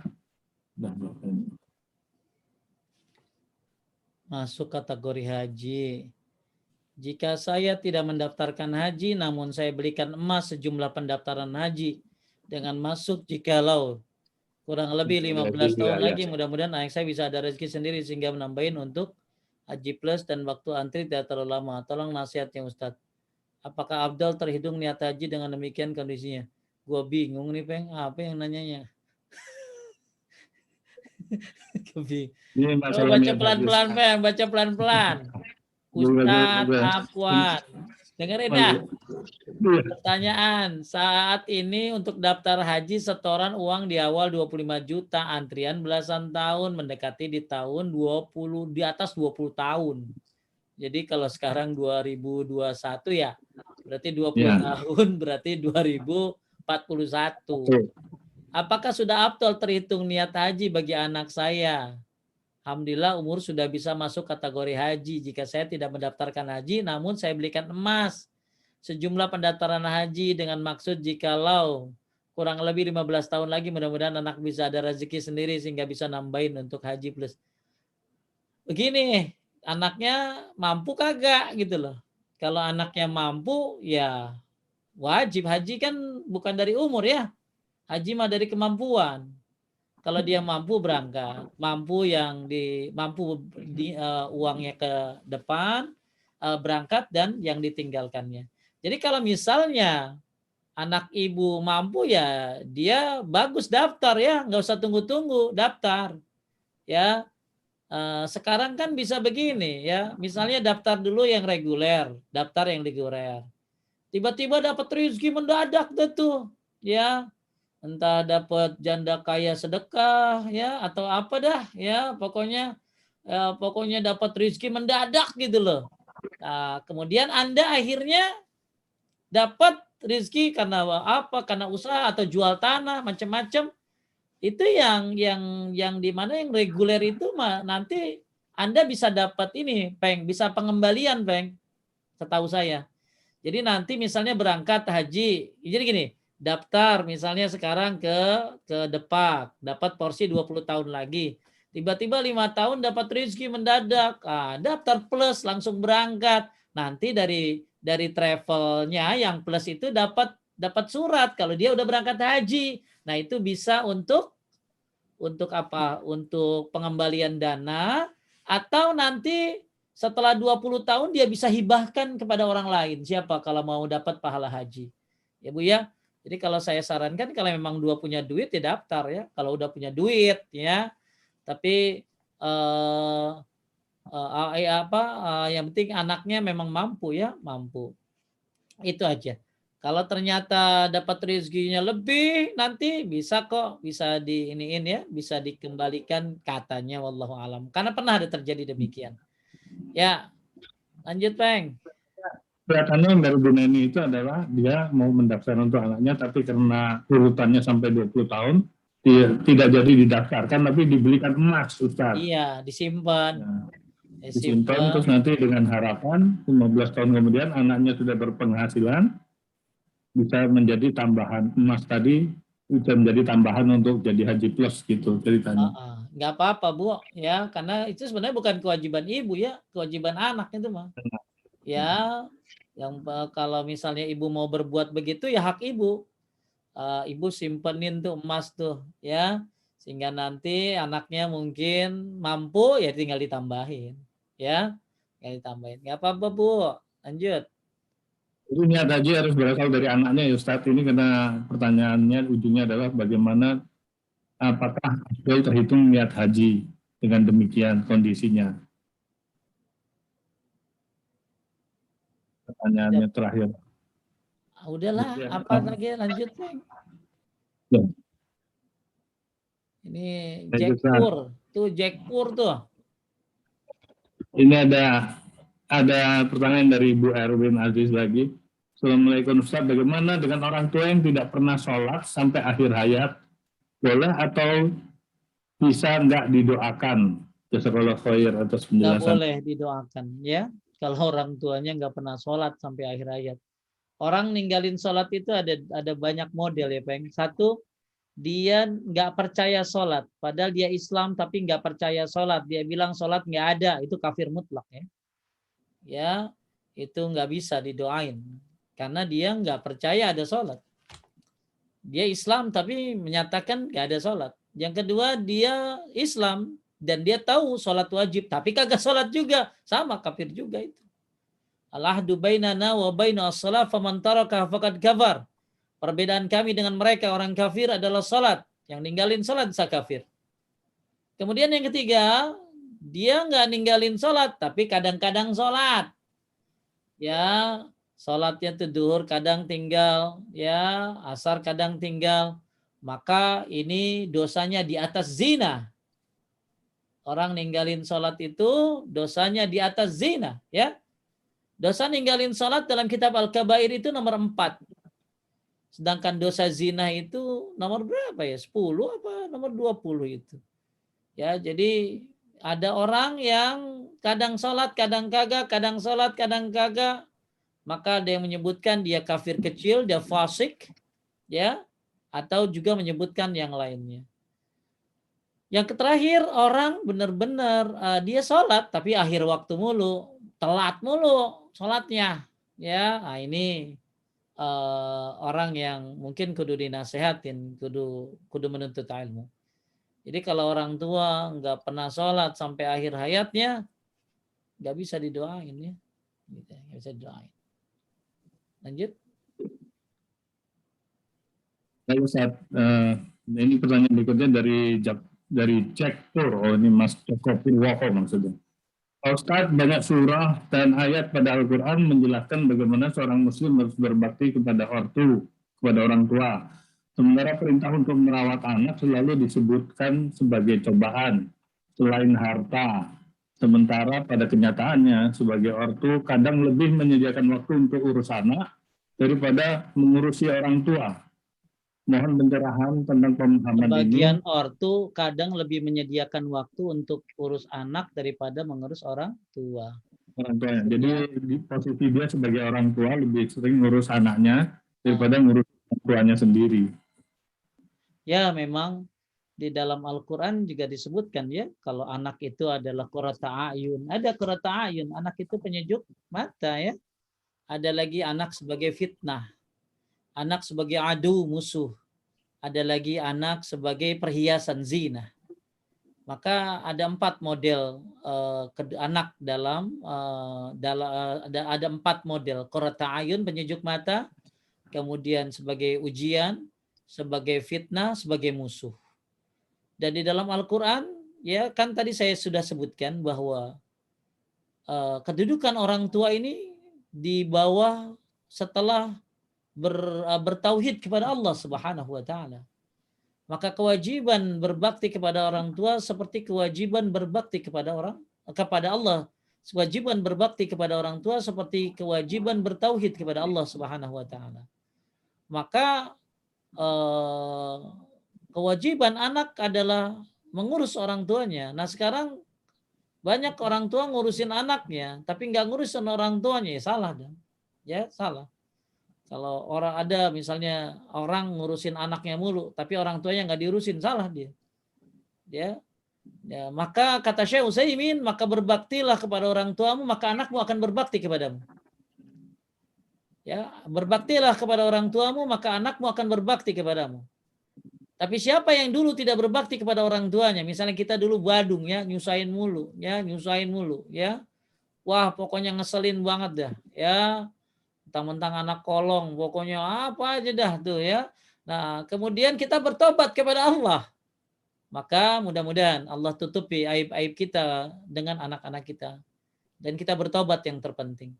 Jadi ayat bercerita tentang anak, ujian, ada macam-macam. Bahkan bukan hanya ujian, anak itu penyejuk mata juga gitu ya. Ya. Kemudian tapi kalau berbakti kepada orang tua itu kedudukannya sangat tinggi, ya, sangat tinggi sekali. Sampai kedudukannya di bawah tauhid, ya. Makanya kewajiban berbakti kepada orang tua seperti kewajiban bertauhid kepada Allah. Maka kalau ada orang ngurusin anaknya tapi nggak ngurusin orang tuanya, salah, ya. Salah. Dan bisa jadi nanti orang tuanya pun akan, nanti anaknya pun akan seperti itu, naudzubillah. Ya, naudzubillah, ya. Yaitu pendapat Syekh bin Shalih Utsaimin, berbakti kepada orang tuamu maka anakmu akan berbakti kepadanya. Ada berita di viral beberapa hari yang lalu, ya. Mungkin baru tadi atau kemarin saya lupa. Jadi itu ada seorang anak jalan-jalan ke Panti Jompo. Ternyata dia temuin neneknya di situ. Dia temuin neneknya di situ. Kemudian neneknya ditanya, kok ada di sini? Ternyata bapak orang tuanya bohong. katanya neneknya itu ditaruh di rumah saudara, teman siapa lah gitu. Ternyata itu Pati Jompo. Ya, intinya sedih lah cucu ya melihat neneknya seperti itu. Jadi yuk ya berbakti kepada orang tua, banyak ya keutamaan berbakti kepada orang tua. Bahkan Bang, ya berbakti kepada orang tua bisa menyebabkan Allah mengampuni dosa-dosa besarmu. Dulu ada orang bunuh 2 orang. Kemudian dia nanya sama Ibnu Abbas. Ya, maka Ibnu Abbas bertanya, punya orang tua enggak? Maksudnya gimana cara tobat? Gimana cara tobat? Maka Ibnu Abbas berkata, masih punya ibu enggak? Ternyata dia enggak punya orang tua. Ya sudah bertobat saja. Orang kan pada nanya, kenapa orang mau tobat malah ditanyain emaknya? Ternyata kata Ibnu Abbas, aku tidak tahu ada amal yang bisa melebihi berbakti kepada orang tua. Jadi ini jadikan dalil bahwa yang merasa banyak dosa besar, berbaktilah kepada orang tua. Maka itu bisa menghapuskan dosa-dosa. Ya, Masya Allah tuh. Segitunya tuh. Ini saya belum bahas. Ini saya baru bahas tentang gimana hak orang tua dari kita. Belum membahas keutamaan berbakti kepada orang tua. Wah, kalau dibahas hari ini juga pengen pulang kayak ke orang tua. Oh, luar biasa. Nangis-nangis kita. Iya, bisa-bisa. Dan nangis-nangis darah kita. Masya Allah. Ya, lanjut. Saya Ustaz. Assalamualaikum Ustaz. Ini pertanyaan dari Ahmad Medi dari alumni 782. Assalamualaikum Ustaz. Saya punya adik yang tidak mau untuk ziarah kubur orang tua kami. Alasannya bisa mendoakan di mana saja. Ini bagaimana Ustaz? Gak apa-apa. Yang penting tuh bukan ziarah kuburnya, tapi mendoakannya. Ya, ziarah kubur itu sunnah ya. Ziarah kubur itu sunnah, boleh. Akan tetapi kalau dia memang tidak sempat ziarah kubur, maka yang penting adalah doanya. Percuma dia ziarah kubur ternyata di sana dia minta sama kuburan, malah syirik. Ya, ada orang yang kuburan malah curhat sama emaknya di kuburan, "Ma, gua mau cerai, Ma," gitu lah ya. "Ma, ya," malah salah ya. Jadi ziarah kubur itu ada adab-adabnya. Jadi kalau ada orang nggak mau ziarah kubur nggak apa-apa ya. Yang penting doa itu. Doa itu yang terpenting. Ya, karena doa bisa di mana saja dan apalagi dari anak yang saleh. Ya. Apa sih? Nah, nanti kapan-kapan lah kita bahas. Apa sih yang bisa bermanfaat buat mayit gitu loh. Yang bermanfaat buat mayit itu bukan ziarah kubur, Feng. Yang bermanfaat buat mayit, 1, doakan, jelas itu. 2, sedekah atas nama mayit, jelas itu, Bukhari. Sedekah atas nama mayit. Yang 3, lunasi hutang-hutangnya. Juara rajin, hutang kagak dibayarin.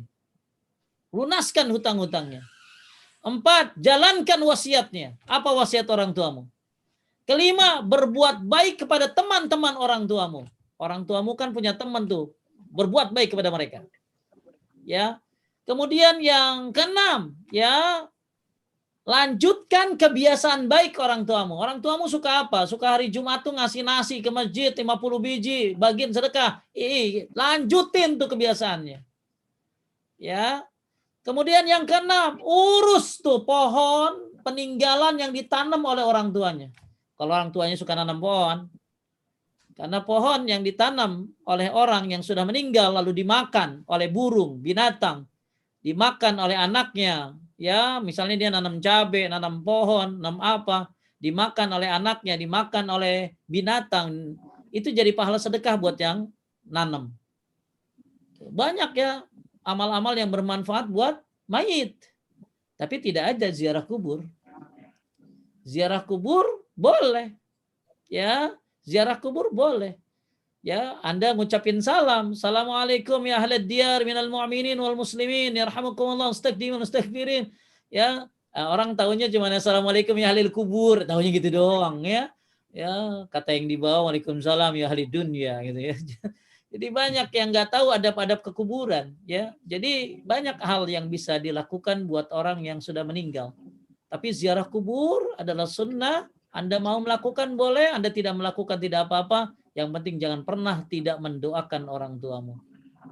Ya, baik lanjut. Ustaz.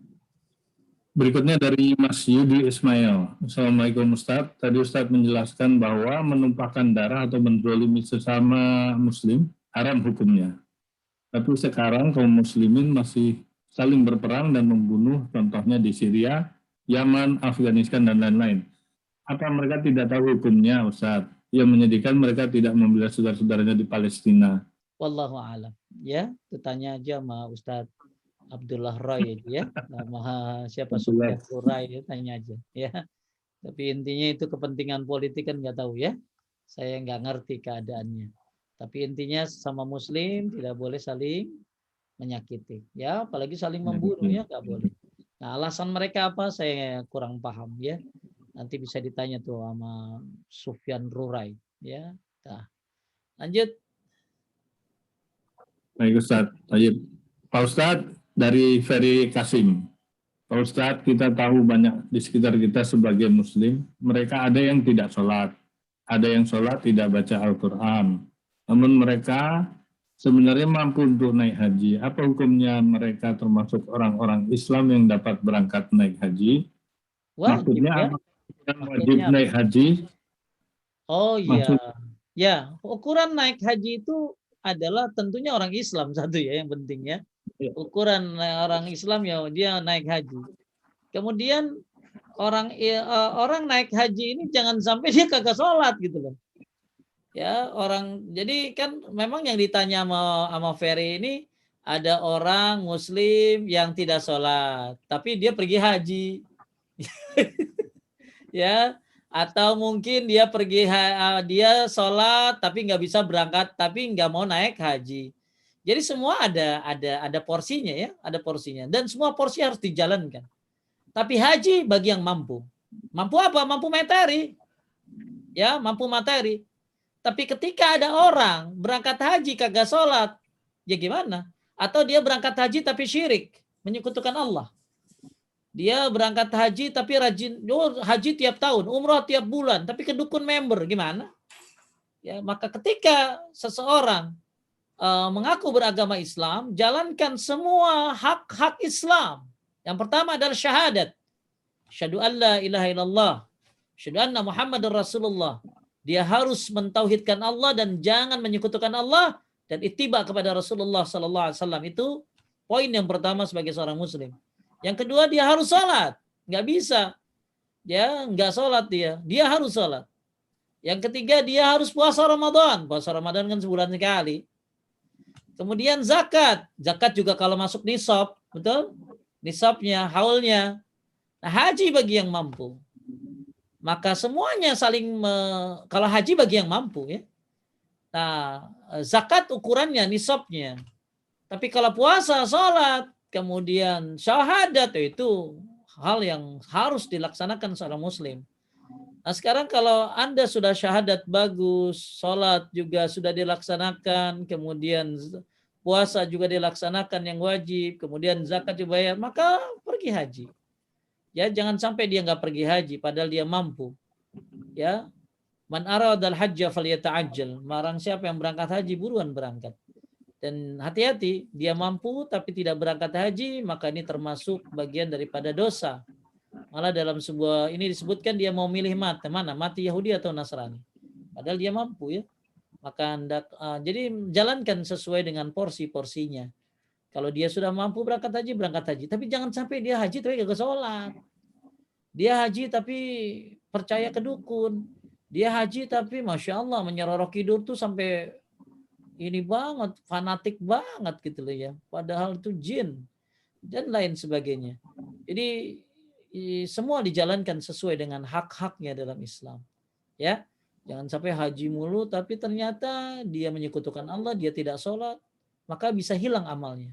Ya, bisa hilang amalnya. Lanjut.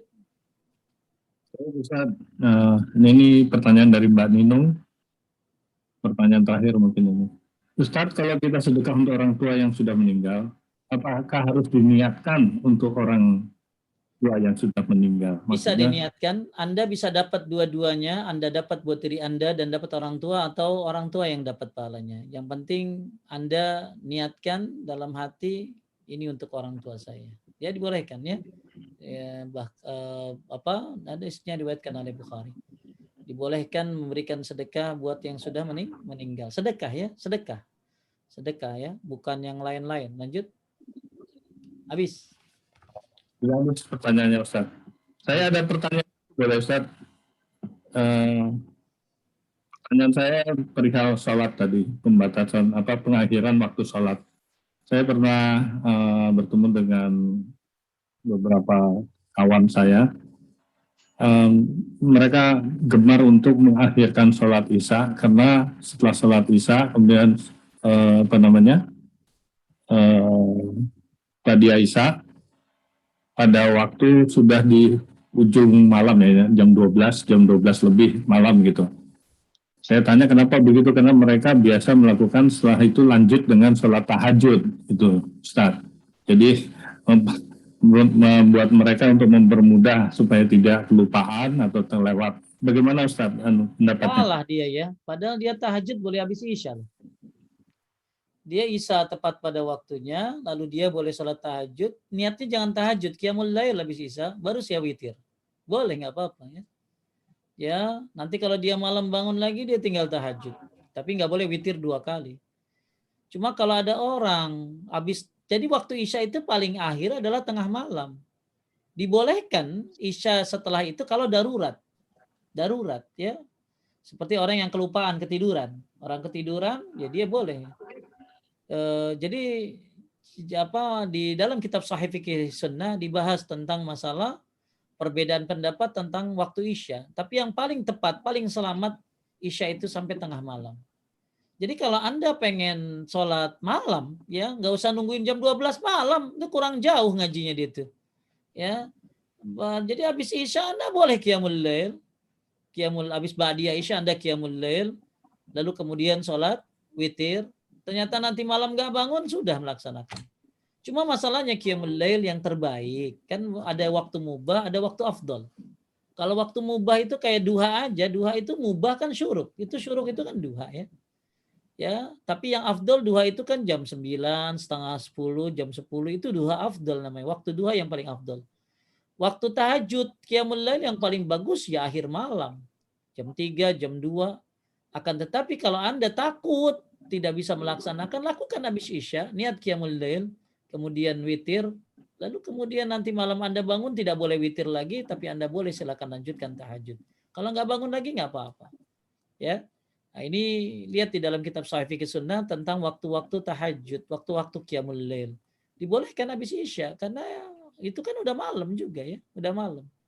Ya, cuman nggak usah nungguin sampai jam 12 malam baru dia ini, ya, kurang jauh dia ngajinya. Ya, lanjut. Habis. Saya Ustaz, jazakallah khair. Jadi semua pertanyaan sudah dijawab. Sebentar. Ada satu terakhir nih ya. Assalamualaikum dari Jose. Assalamualaikum Ustaz. Kalau alhamdulillah sudah syahadat, sholat, puasa, zakat, ada rezeki untuk haji, tapi belum yakin berangkat haji. Jadi belum berangkat haji. Bagaimana Ustaz? Yang penting satu, Anda niat. Itu yang penting. Nanti setelah pandemi beres, Anda cari travel. Ya, Anda cari travel untuk berangkat. Kalau memang punya uang lebih, ambil yang cepat. Kalau nggak bisa, cari yang penting Anda sudah daftar. Ya, sudah daftar, dan nanti setelah Anda, Pak Yose misalnya ya, keburu meninggal, tapi udah daftar haji, itu bisa ganti anaknya, bisa nanti bisa badal haji ya, bisa badal haji. Jadi yang sudah mampu haji, kemudian dia tidak berangkat haji karena dengan sebab mungkin waktu atau atau kesempatan, maka nanti anaknya bagus. Kalau anaknya udah haji, bagus dia badalkan. Tapi kalau anaknya belum haji, maka cari orang yang sudah pergi haji. Misalnya Pengki, kasih aja duitnya sama Pengki tuh, 50 juta, berangkat tuh Peng. Ya, berangkat tapi niatnya buat Pak Yose gitu loh ya, buat Pak Yose. Nah itu, jadi Pak Yose sekarang niat ya, niat. Kalau memang ada kesempatan duitnya berapa? Oh kayaknya buat reguler Pak Ustadz daftar aja. Nah nanti berangkatnya kapan? Ya itu kan kehendak Allah. Belum tentu lama Pak, bisa jadi dia cepat ya. Karena bisa jadi ada kejadian, ada kuota nambah. atau di atasnya pada meninggal semuanya. Ya, tiba-tiba berangkat itu. Asal jangan doa aja, ya Allah, mudah-mudahan di atas saya pada mati. Jangan gitu ya. Jangan. Jadi bisa jadi Anda cepat berangkatnya. Bisa jadi juga ya Anda belum sempat tapi meninggal, maka Anda bisa mewasiatkan kepada anak untuk membadalkan haji. Ya, cari ustadz yang dikenal, ya solehnya, tauhidnya, atau ya apa ya bisa badal haji, menggantikan haji yang belum Anda laksanakan. Yang penting Anda sudah niat dan sudah daftar. Ya, atau minimal niat dulu sampai pandemi beres. Anda cari travel yang mungkin Anda mampu di mana. Kalau mampunya yang plus ya silakan, nggak mampu ya yang reguler. Yang penting cari yang bagus sesuai sunnah Rasulullah Shallallahu Alaihi Wasallam. Maksudnya ada rezeki tapi belum yakin. Kenapa nggak yakin? Ya, jadi ya harus yakin atau Pak Yose, ya karena itu rukun Islam ya, rukun Islam. Maksudnya nih nggak yakin haji itu ada apa nggak yakin berangkat gitu loh. Kalau nggak yakin berangkat itu urusan Allah. Yang penting Anda sudah punya niat untuk berangkat atau sudah daftar. Nanti ternyata meninggal duluan, oh kurang ilmunya, ya, mau belajar lah. Nanti kasih peng. Pak Yose bisa minta sama Pengki nanti nanya ke saya apa dalil-dalil tentang haji. Ya, jadi Pak Yose mungkin belum yakin karena belum ada ilmunya. Gak apa-apa, nanti kita kasih tahu. Dulu Peng gua terakhir ya, kita tutup nih. Ada jamaah yang sering kemana aja dia pernah Peng. Mungkin pernah ya. Waduh, kalau lihat gampang ya. Kalau pengen lihat ibu-ibu udah pernah pergi kemana aja, lihat kulkasnya, betul nggak? Ya kan? Suka ada banyak apa? Ada banyak tempelan ini itu. Tapi nggak ada Mekah Madinah, Peng. Lalu saya tanya, ternyata dia belum pergi ke Mekah Madinah. Sampai cita-cita suaminya apa, Peng? Paris. Pokoknya saya mau pensiun di Paris. Saya mau menghabiskan waktu pensiun saya di Paris. Akhirnya saya paksa, coba deh berangkat umroh deh. Berangkat haji deh. Mahal banget Pak Ustadz. Ya emang waktu itu berapa? 300 juta satu orang. Mahal banget Pak Ustadz. Allah ganti. Ingat Pak, kunci rizki itu melanjutkan umroh ke haji atau haji ke umroh. Itu kunci rizki Pak. Kunci rizki itu bukan hanya istighfar, bukan hanya sedekah. Termasuk kunci rizki adalah melanjutkan haji dan umroh. Atau umroh ke haji. Ya, udah umroh, berangkat haji. Atau haji dulu, nanti umrohnya lanjutin. 5 tahun kemudian misalnya. Jadi, akhirnya saya suruh deh tuh. Daftar. Wih, setelah daftar Peng, itu Rizki datang. Ya, Masya Allah. Balasannya luar. Ya, akhirnya dia berangkat umroh lagi tuh. Umroh duluan. Tahu nggak? Begitu pulang umroh. Pulang dari Madinah, suaminya bilang apa? Paris nggak ada apa-apanya sama Madinah. Nggak ada apa-apanya Paris sama Madinah. Saya pengen pensiun di Madinah aja. Iya, ada apa di Paris ya? Ya apa mendingan ke Madinah ya? Jelas ibadahnya ya, Masya Allah. Dah, Bang. Habis ya? Saya bisa. Baik, Bapak sekalian. Silakan Allah. Silakan ditutup, Ustaz. Ya, kita tutup dengan doa kifaratul majlis. Intinya amal yang kita baru belajar satu hadis dari kitab Adabul Mufrad ini tentang 3 yang dicintai oleh Allah, salat pada waktunya, berbakti kepada orang tua, dan terakhir jihad fisabilillah.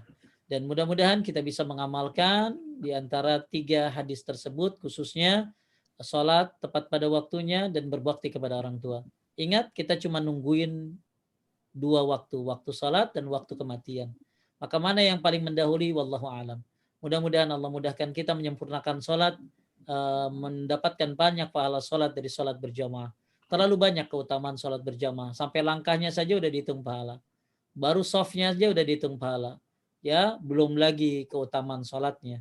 Maka hendaklah kita menjaga waktu-waktu sholat. Dan jangan lupa berbaktilah kepada orang tuamu.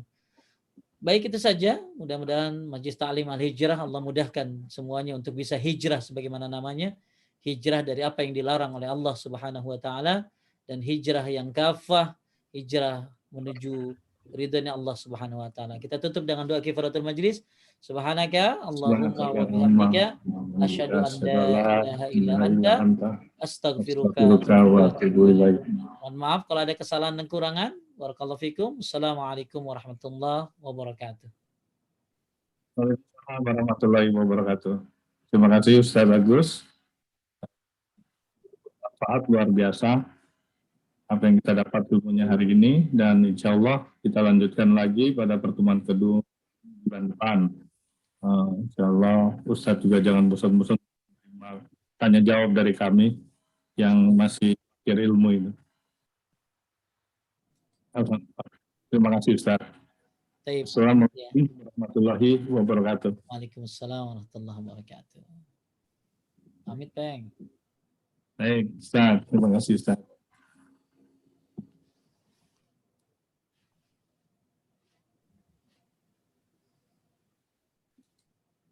Baik, teman-teman. Terima kasih para jemaah yang sudah menghadiri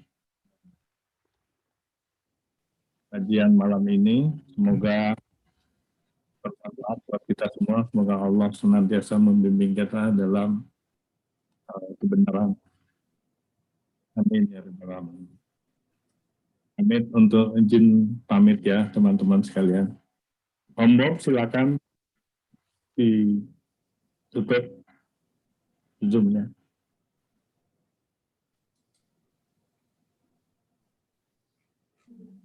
Oke, baik, Bang.